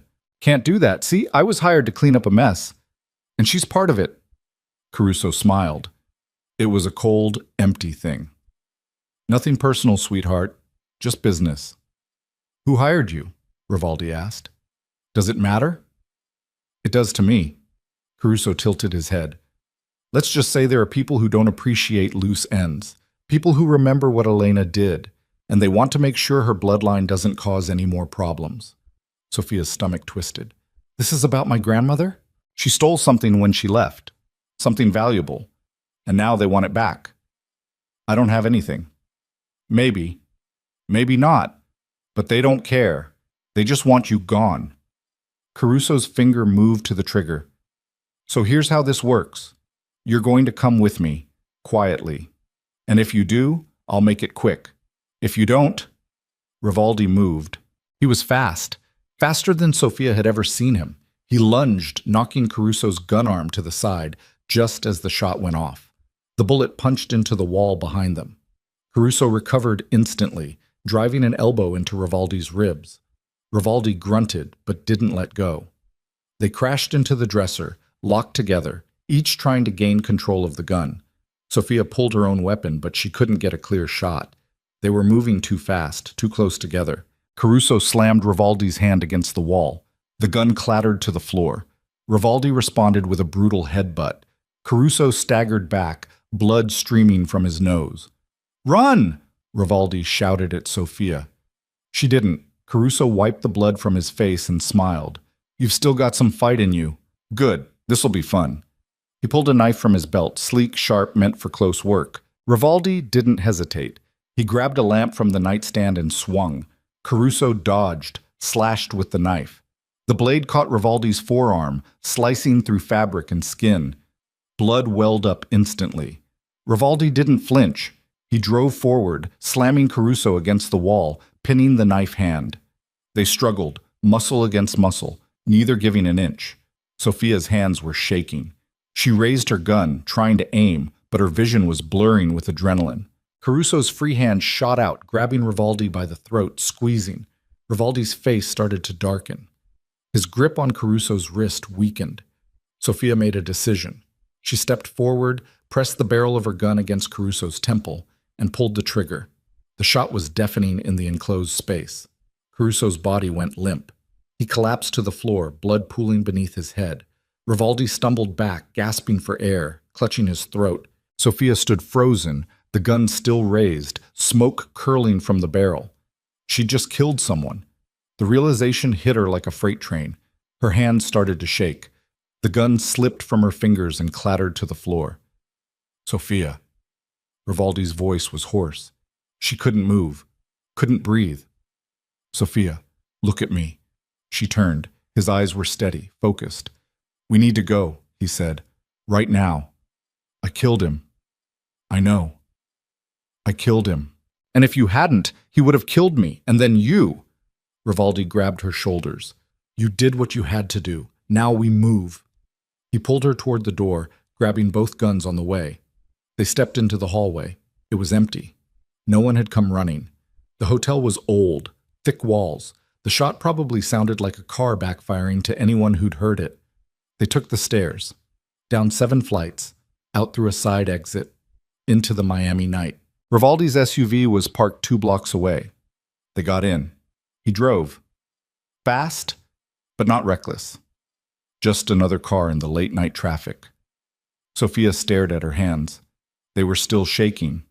There was a small spray of blood on her wrist. Caruso's blood. I killed someone, she said again. Yes. I didn't think I could do that. Everyone thinks that. Until they have to. Does it get easier? Rivaldi was silent for a moment. No. They drove for 20 minutes. Rivaldi pulled into the underground garage of a building Sophia didn't recognize. Another safe house. Another temporary refuge. They took the elevator up. Rivaldi unlocked the door and ushered her inside. The apartment was sparse, functional, no personality, just like the last one. Sophia walked to the bathroom, turned on the tap, and scrubbed her hands until the water ran clear. Then she scrubbed them again and again.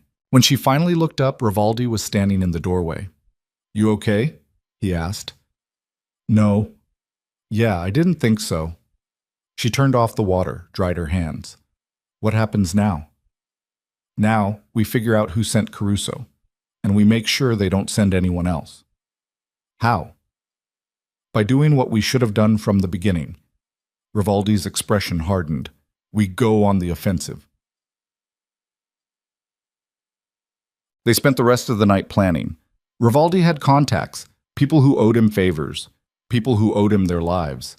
He started calling them in. By dawn, he had names. 3 families with connections to the old Santino line. 3 families who might have reason to want Elena's bloodline erased. "The Vitales," Rivaldi said, pointing to a photo on his laptop. "They run operations in New York. Old grudges, old debts." "The Morettis," he continued, pulling up another image. "Miami-based. They took over some of Matteo's territory after he died. They might see you as a threat to their claim." "And the Russos," he finished. "They're out of Chicago, distant cousins to the Santinos. If anyone remembers what Elena took when she left, it's them." Sophia looked at the faces. "You think one of them hired Caruso?" "I think all 3 of them know something. The question is which one pulled the trigger. How do we find out?" Rivaldi closed the laptop. "We ask. Politely at first. And if that doesn't work, we make them talk." He nodded. "You ready for that?" Sophia thought about her mother, about Nina, about Caruso's body lying on that hotel room floor. "Yeah," she said. "I'm ready." They started with the Morettis. The family operated out of a restaurant in Little Havana, a front for their real business, which was money laundering and loan sharking. Rivaldi knew the owner, had done business with him before. They walked in at noon. The lunch rush was just starting. Tourists and locals crowded the tables, oblivious to what the restaurant really was. Rivaldi approached the hostess. "Tell Vincent that Luca Rivaldi needs a word." The hostess's smile faltered. "He's not." "Tell him." She disappeared into the back. 2 minutes later, a man emerged, mid-50s, graying hair, expensive watch. Vincent Moretti. "Luca," Vincent said, his smile not reaching his eyes. "What a surprise." "We need to talk." "About?" "Dominic Caruso." Vincent's expression didn't change, but Sophia saw the flicker of recognition. "I don't know who that is?" "Yes, you do, and I want to know who paid him to come after me." "I think you've got the wrong guy." Rivaldi stepped closer. His voice dropped. "Don't play games with me, Vincent. I'm not in the mood." Vincent glanced around. The restaurant was full. Too many witnesses. "Not here." "Then where?" "Office, upstairs, 5 minutes." Rivaldi nodded. Vincent disappeared again. "You think he's lying?" Sophia asked quietly. "Everyone's lying. The question is whether he's lying about this." 5 minutes later, they were ushered upstairs to a small office above the restaurant. Vincent was waiting, sitting behind a desk, hands folded. "Close the door," he said. Rivaldi did. Vincent looked at Sophia. "Who's the girl?" "Family." "Yours?" "Mine." Vincent's eyes narrowed. "She's Elena's." It wasn't a question. "Yeah," Rivaldi said. "I heard she was dead." "Elena's dead. The granddaughter's not." Vincent leaned back in his chair. "And you're protecting her?" "I am."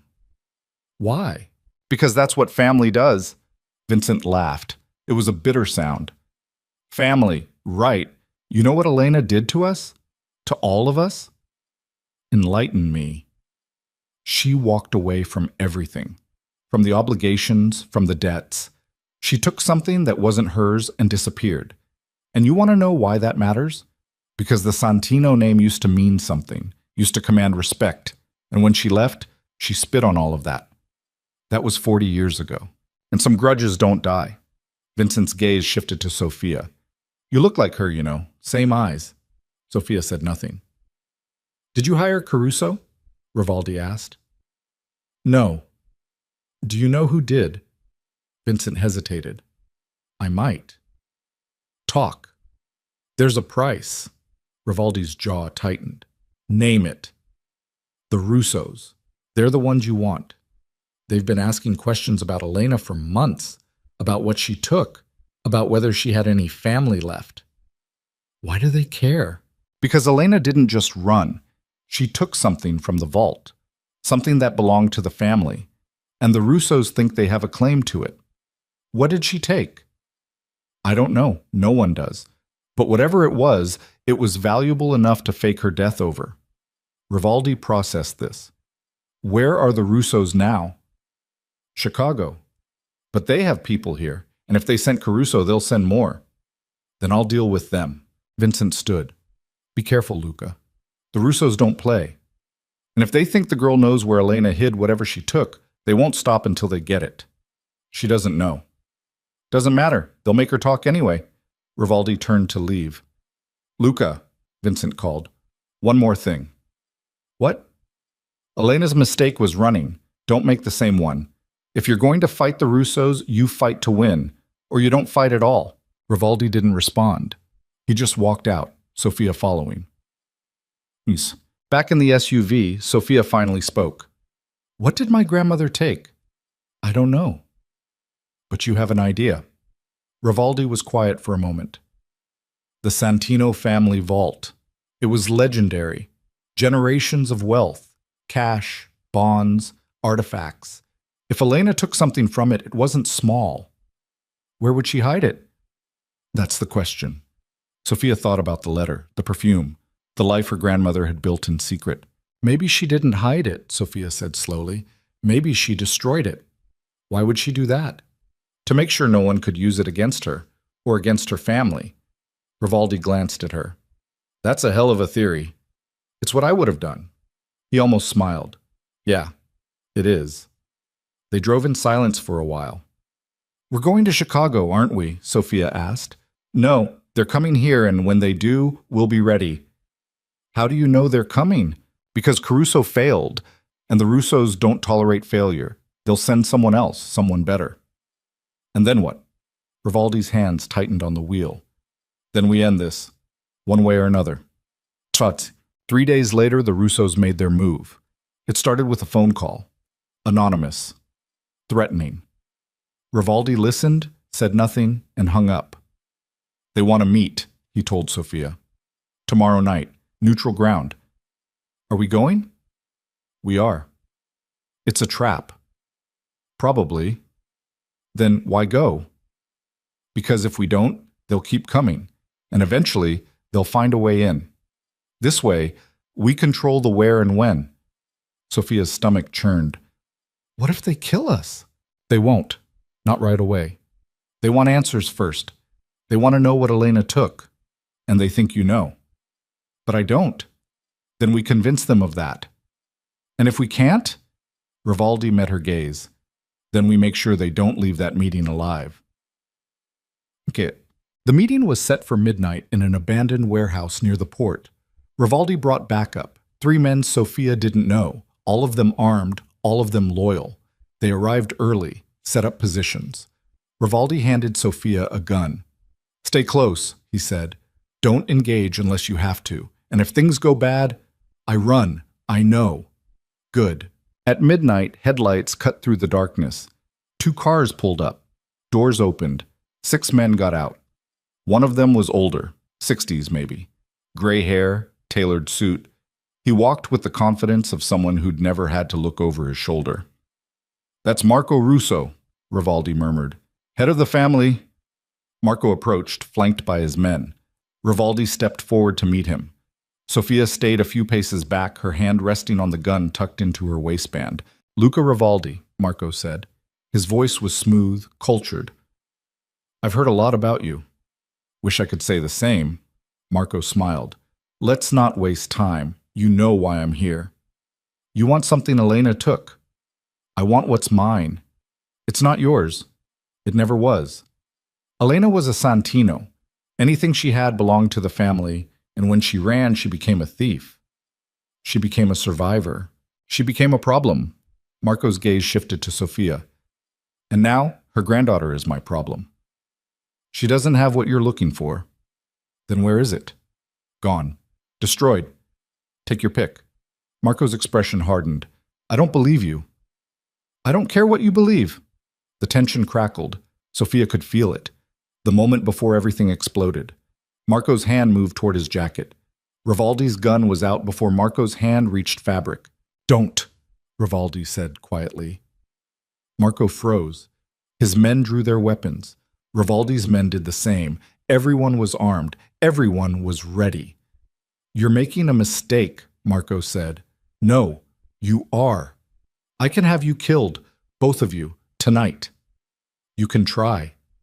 Marco's jaw tightened. Last chance, Rivaldi. Tell me where Elena hid it, and I'll let the girl live. She doesn't know. Then she's useless. Marco's hand moved again. Rivaldi fired. The shot echoed through the warehouse. Marco stumbled back, clutching his shoulder, blood seeping through his fingers. All hell broke loose. Gunfire erupted. Sophia dropped to the ground, pulling her weapon, her heart hammering. Bullets ricocheted off metal. Men shouted. Someone screamed. Rivaldi was moving, firing with brutal precision. One of Marco's men went down. Then another. Sophia saw one of the Russo soldiers aiming at Rivaldi's back. She didn't think, just raised her gun and fired. The man dropped. Rivaldi glanced back at her, nodded once, and kept moving. The firefight lasted less than 2 minutes. When it was over, 4 of Marco's men were dead. Marco himself was on his knees, still clutching his wounded shoulder, blood pooling beneath him. Rivaldi's men secured the area. One of them kicked Marco's gun away. Rivaldi walked over and crouched in front of Marco. You came into my city, Rivaldi said quietly. You threatened my family. And now you're going to tell me everything you know about what Elena took. Marco spat blood. Go to hell! Rivaldi pressed his gun against Marco's wounded shoulder. Marco screamed, Start talking! You'll never find it, Marco gasped. Elena hid it too well.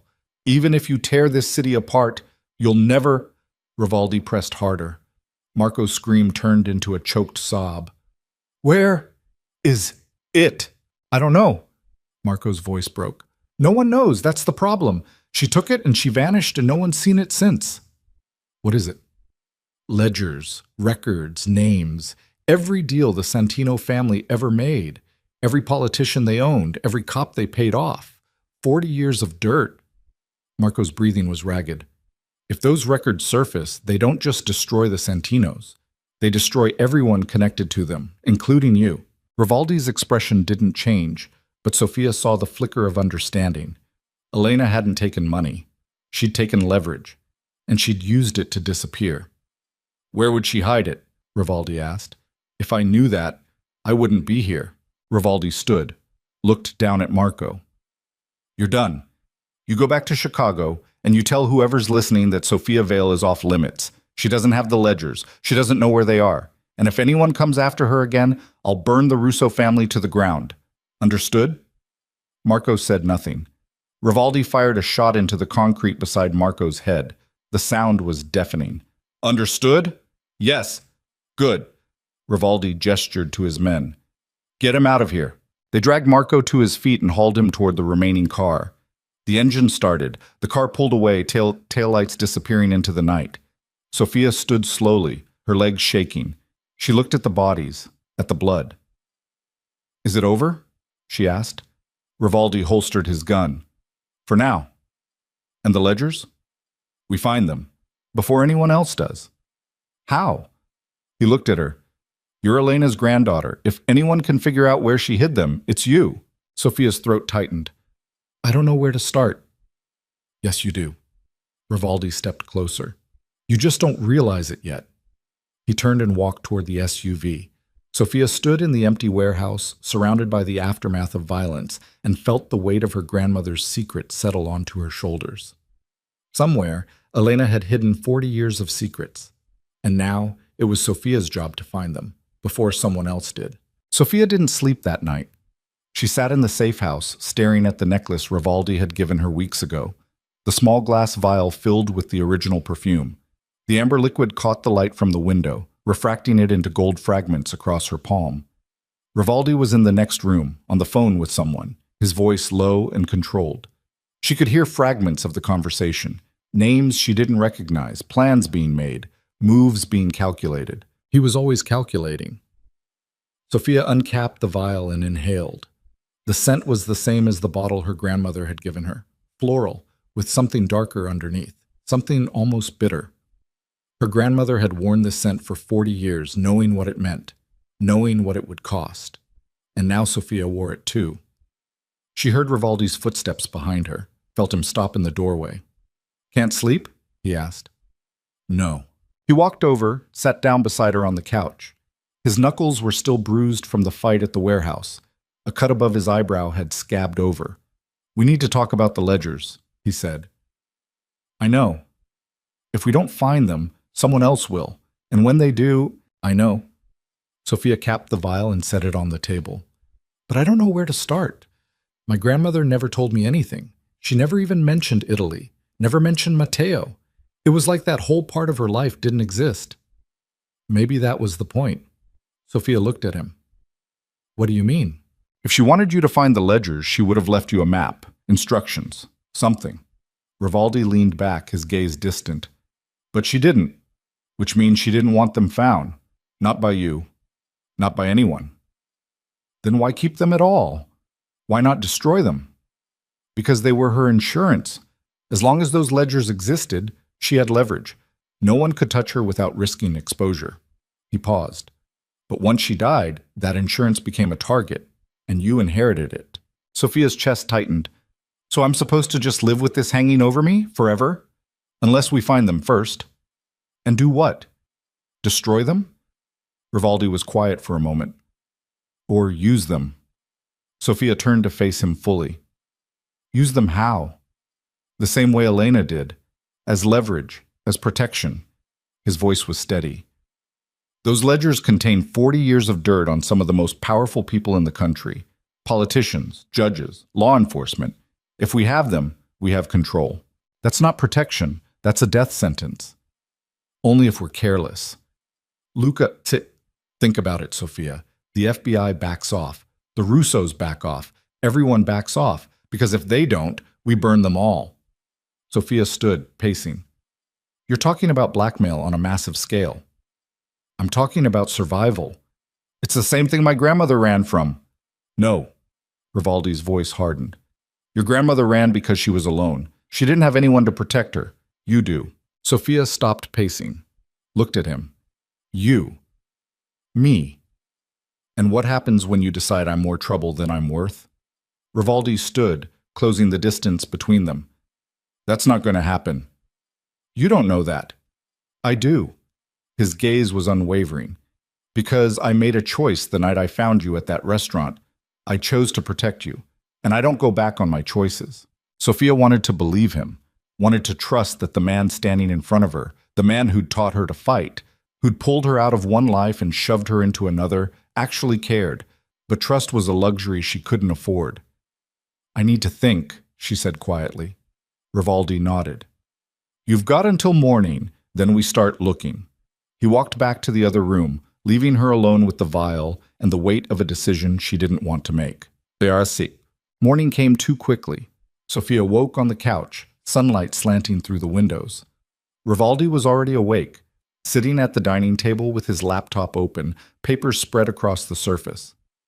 "I've been going through Elena's records," he said without looking up. "Bank statements, property deeds, everything I could find." Sophia sat down across from him.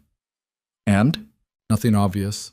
She was careful, kept everything small, unremarkable." He tapped a page. "But there's one thing that stands out." He turned the laptop toward her.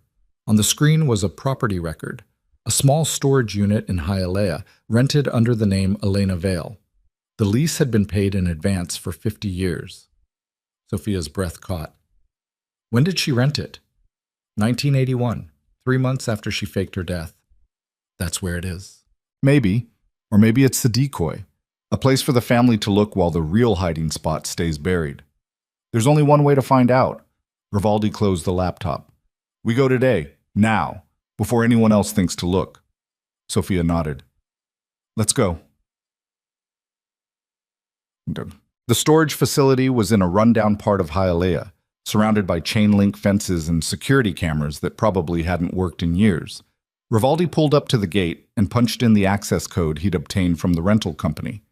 The gate creaked open. They drove through, parked in front of Unit 247, and got out. Rivaldi pulled a bolt cutter from the trunk and snapped the rusted lock. The metal door rolled up with a screech. Inside was darkness. Rivaldi pulled out a flashlight and swept the beam across the interior. Dust motes danced in the light. The unit was small, maybe 10 by 10, and mostly empty. A few cardboard boxes stacked in the corner. An old suitcase. Nothing that screamed 40 years of incriminating evidence. Sophia stepped inside, her footsteps echoing. She knelt beside the boxes and opened the first one. Old clothes. Her grandmother's. Dresses Sophia vaguely remembered seeing in photos. The second box held books. Paperbacks in Italian, a few in English. Nothing valuable. The third box was locked. Sophia's pulse quickened. Luca. He came over, examined the lock, and used the bolt cutter to snap it. The box opened. Inside were files, dozens of them, neatly organized, labeled by year. Sophia pulled one out, opened it. Names, dates, transactions, photographs of men in suits shaking hands, bank account numbers, wire transfers. This is it, Sophia whispered. Rivaldi took the file, scanned through it. His expression darkened. Jesus Christ. What? This isn't just the Santino family. This is everyone. Judges, senators, police chiefs. Half of these people are still in power. Sophia pulled out another file. This one had photos of men she recognized from the news. A governor, a federal prosecutor. All of them tied to deals that would end their careers if they ever became public. Elena wasn't just protecting herself, Sophia said. She was protecting everyone who ever did business with the Santinos. If this gets out, it won't just destroy the family, it'll tear apart the entire infrastructure. Rivaldi set the file down carefully. This is bigger than I thought. What do we do? He looked at her. That's your call. Sophia stared at the files, at the decades of corruption and complicity her grandmother had documented, at the lives that could be ruined, at the power that could be seized. And she thought about the woman who'd kept these secrets, who'd carried them for 40 years, who died without ever letting them see the light of day. We destroy them, Sophia said. Rivaldi blinked. What? We destroy them. All of it. Her voice was firm. This isn't leverage. It's a curse. My grandmother knew that. That's why she never used it. That's why she hid it. Sophia, if we destroy this, we lose our protection. We never had protection. We had a ticking bomb. She met his gaze. You said I had a choice. This is it. I choose to walk away. From the ledgers, from the leverage, from all of it. And if the Russos come back, then we deal with them, without this. Rivaldi was silent for a long moment, then he nodded slowly. Okay. Okay? Your grandmother's legacy. Your call. He pulled out his phone. I'll make arrangements. We'll burn it all. Tonight. They spent the rest of the day moving the files to a secure location, a warehouse Rivaldi owned on the outskirts of the city. Sophia carried each box carefully, feeling the weight of history in her hands. By sunset, everything was in place. Rivaldi had brought gasoline, matches, everything they needed to erase 40 years of secrets. Sophia stood in the center of the warehouse, surrounded by stacks of files, and felt the enormity of what she was about to do. You sure about this? Rivaldi asked. No, but I'm doing it anyway. He handed her the matches. Then do it. Sophia struck a match. The flame flickered to life, small and fragile. She held it for a moment, watching the fire dance. Then she dropped it onto the nearest stack of files. The paper caught instantly. Flames spread, crawling from file to file, devouring names and dates and photographs. The heat built quickly. Smoke filled the air. Rivaldi poured gasoline across the remaining stacks. The fire roared, consuming everything. Sophia watched as her grandmother's insurance policy, the thing that had kept her alive and made her a target, turned to ash. It took an hour for everything to burn. By the time the flames died down, there was nothing left but charred remains and the smell of smoke. Rivaldi kicked through the ashes, making sure nothing was salvageable. It's done. Sophia nodded. She felt lighter and heavier, both at once. What now? She asked. Now, we see if anyone notices. Skates. 3 days passed, then a week, then 2. No one came. The FBI stopped calling. The Russos went quiet.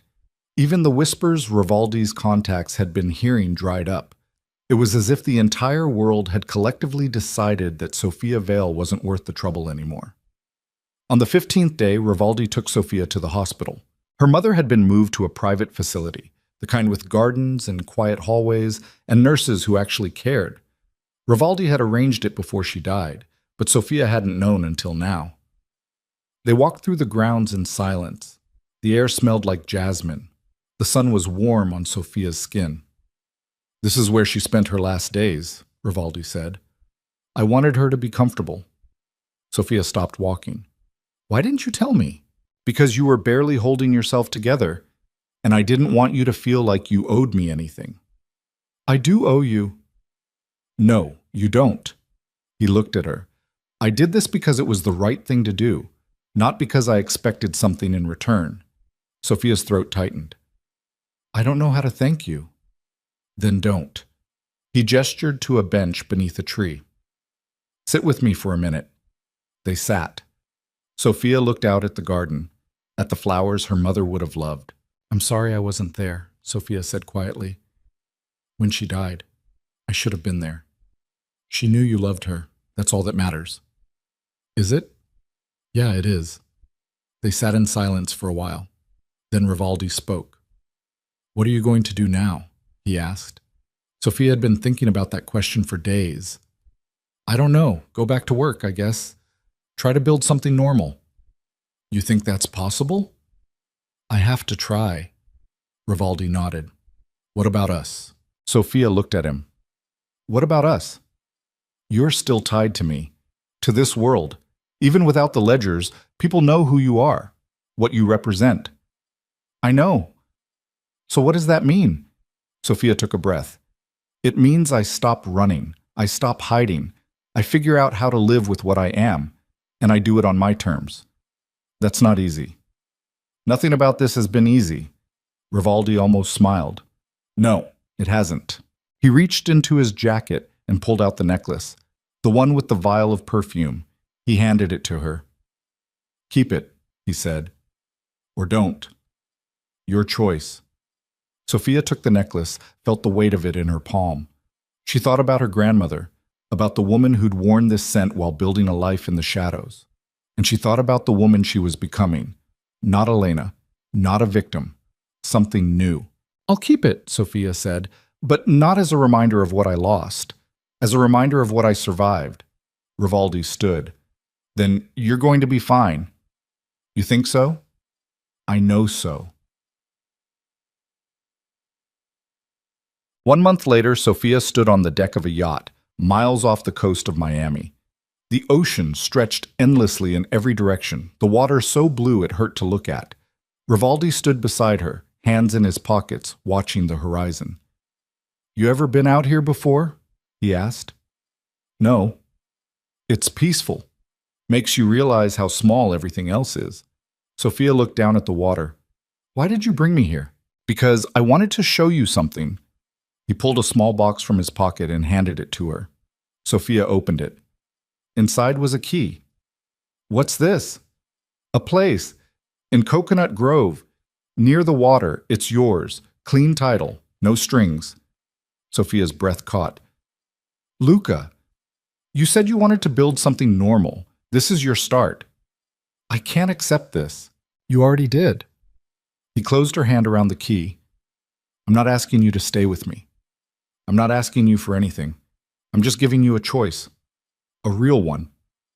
Sophia looked at the key, at the man who'd pulled her out of one life and taught her how to survive in another. Why? She asked. After everything, why do this? Rivaldi was quiet for a moment. When he spoke, his voice was softer than she'd ever heard it. Because you're not just Elena's granddaughter. You're not just a complication or a target or a piece on the board. He looked at her, really looked. You're someone who deserves a chance, and I want to be the one who gives it to you. Sophia's chest tightened. What if I screw it up? Then you screw it up and you try again. What if I don't want to do this alone? Rivaldi's expression shifted. Something vulnerable flickered behind his eyes. Then don't. Sophia stepped closer. Are you asking me to stay? I'm asking you to choose. Whatever you want. Wherever you want to be. I'll make it happen. She looked at him, at the man who'd become her anchor in a world that had tried to drown her, at the man who'd shown her how to fight, how to survive, how to stand, and she made her choice. I want to stay, she said, with you. Not because I owe you, not because I'm scared, because I want to. Rivaldi's hand came up, cupping her face gently. You're sure? I'm sure. He kissed her, soft at first, then deeper, like he was claiming something he'd been holding back for weeks. When they pulled apart, Sophia was breathless. What happens now? She asked. Now we build something, together, on our terms. No more running? No more running. Sophia looked out at the endless ocean, at the horizon where water met sky, and for the first time in months, she felt something close to peace. Her grandmother had run, had hidden, had spent 40 years looking over her shoulder. But Sophia wasn't her grandmother. She was something different, something stronger. She was a woman who'd walked through fire and come out the other side. And she wasn't done yet. Back. 6 months later, Sophia stood in the living room of the house Rivaldi had given her, staring at the blank walls and wondering what to put on them. The house was beautiful, modern, light-filled. Nothing like the cramped apartment she'd lived in before. Nothing like the safe houses she'd been shuffled through. This was hers, really hers. She heard the door open behind her. Rivaldi walked in carrying coffee and a bag of pastries from the bakery down the street. You're up early, he said. Couldn't sleep. Still? Yeah. He set the coffee on the counter and walked over, wrapping his arms around her from behind. What's on your mind? Everything. Nothing. She leaned back against him. I keep waiting for the other shoe to drop, for someone to show up and tell me this isn't real. It's real. How do you know? Because I'm here, and I'm not going anywhere. Sophia turned in his arms. You promise? I promise. She believed him. Not because he'd never lied to her, she knew he had, in small ways, when it mattered, but because she knew what it cost him to make that promise, and she knew he'd keep it. I've been thinking, Sophia said. About? About what we do next, about what this life looks like. And? I don't want to just exist. I don't want to hide or play it safe. She met his gaze. I want to build something, something that matters. Rivaldi smiled. Like what? I don't know yet, but I'll figure it out. She paused. With you. With me. They stood in the middle of the empty living room, holding each other, and for the first time since her mother died, Sophia felt whole. She wasn't the waitress anymore, wasn't the victim, wasn't the granddaughter of a woman who'd faked her death to escape. She was Sophia Vale, and she was building a life on her own terms, with a man who'd shown her what it meant to survive, and maybe, just maybe, what it meant to live. 1 year later, Sophia sat in a small office above the lab where she'd once filed paperwork under a fake name. The office was hers now, Director of Operations, a title Rivaldi had created for her but one she'd earned through months of work. The lab had expanded. Legitimate research, real funding. They were developing treatments for pulmonary diseases, the kind that had killed her mother. It was Sophia's idea, her project. Her way of turning grief into something that mattered. Rivaldi knocked on the doorframe. You busy? She looked up from her laptop. Always. What's up? He held up a small box. This came for you. Sophia frowned. From who? I don't know. No return address. She took the box, opened it carefully. Inside was a letter. Old paper. Familiar handwriting. Her grandmother's. Sophia's hand shook as she unfolded it. Sophia, if you're reading this, you've made it farther than I ever thought possible. You've survived. You've fought. And you've chosen to stay. I'm proud of you. I left you the perfume because I wanted you to have a choice, to know where you came from, to understand that survival isn't weakness, it's strength. But I also left you something else, something I couldn't risk putting in the ledgers, something that belongs to you alone. In the vault at Banco Nacional in Little Havana, there's an account under your name. I opened it the day you were born. It's yours. Use it to build the life I never could. Don't look back, Sophia. Only forward, with all my love, Nona. Sophia's vision blurred. She set the letter down, her breath coming in shallow gasps. Rivaldi was beside her instantly. What is it? She left me something, an account, money. How much? Sophia pulled out the account number, her hand still shaking. I don't know, but it's mine. She made sure of it. Rivaldi picked up the letter, read it. His expression softened. She was protecting you, even after she was gone. I know. You going to claim it? Sophia looked at the letter, at the perfume vial sitting on her desk, at the life she'd built from nothing. Yeah, she said, I am, and I'm going to use it the way she wanted, to build something good. Rivaldi smiled. Then let's go get it. Boss. 2 weeks later, Sophia stood in the lobby of Banco Nacional, holding a cashier's check for an amount that made her dizzy. $5 million. Her grandmother had been saving for 40 years, building a safety net Sophia never knew existed. She walked out of the bank, Rivaldi beside her, and stopped on the sidewalk. You okay? He asked. I don't know. I think so. She looked at the check. This changes everything. Only if you let it. What do you mean? Money doesn't change who you are. It just gives you options. He took her hand. What do you want to do with it? Sophia thought about her mother, about the hospital bills she couldn't pay, about the life she'd been living, barely surviving, drowning in debt. And she thought about the life she could build now. I want to expand the lab, she said, fund research, help people who can't afford treatment. I want to make sure no one else loses someone the way I lost my mom. Rivaldi squeezed her hand. Then that's what we'll do. They walked back to the car, and as Sophia slid into the passenger seat, she felt the weight of the past finally lift. Her grandmother had run, had hidden, had died alone. But Sophia wasn't alone. She had Rivaldi. She had a purpose.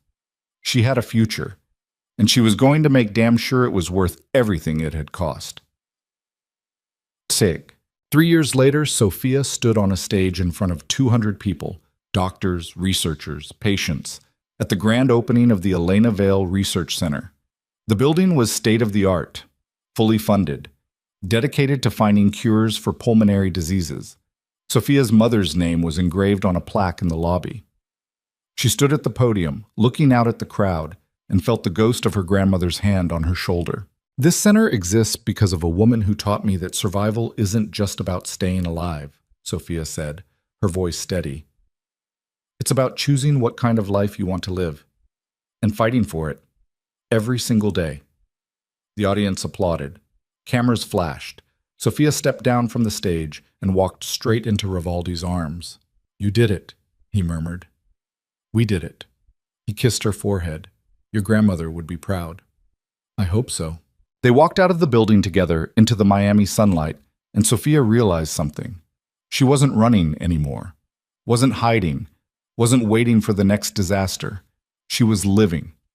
And for the first time in her life, that was enough. That night, Sophia and Rivaldi sat on the deck of his yacht, the same one where he'd given her the key 3 years ago. The ocean stretched out around them, dark and endless. Sophia wore the necklace. The vial of perfume caught the moonlight. You ever think about what would have happened if I hadn't walked into that restaurant? Rivaldi asked. All the time. And? I'd probably be dead, or worse. There's no worse than dead. You'd be surprised. She looked at him. What about you? You ever regret pulling me into this? Rivaldi was quiet for a moment. No? Not even once? Not even once. He reached out, tucking a strand of hair behind her ear. You're the best choice I ever made. Sophia's chest tightened. Even though I'm a complication? Especially because of that. She laughed. It felt good, real. I love you, she said. The words came easier now. She'd said them before, but they still felt new every time. I love you too. They sat in silence, holding each other, as the yacht rocked gently on the waves. Somewhere beneath the surface, buried in 40 years of secrets and survival, was the story of a woman who'd run from everything. But above the surface, under the stars, was the story of a woman who'd chosen to stay, who'd chosen to fight, who'd chosen love over fear, and legacy over loss. Sophia Vale wasn't her grandmother's ghost. She was her own woman, and she was finally, truly free.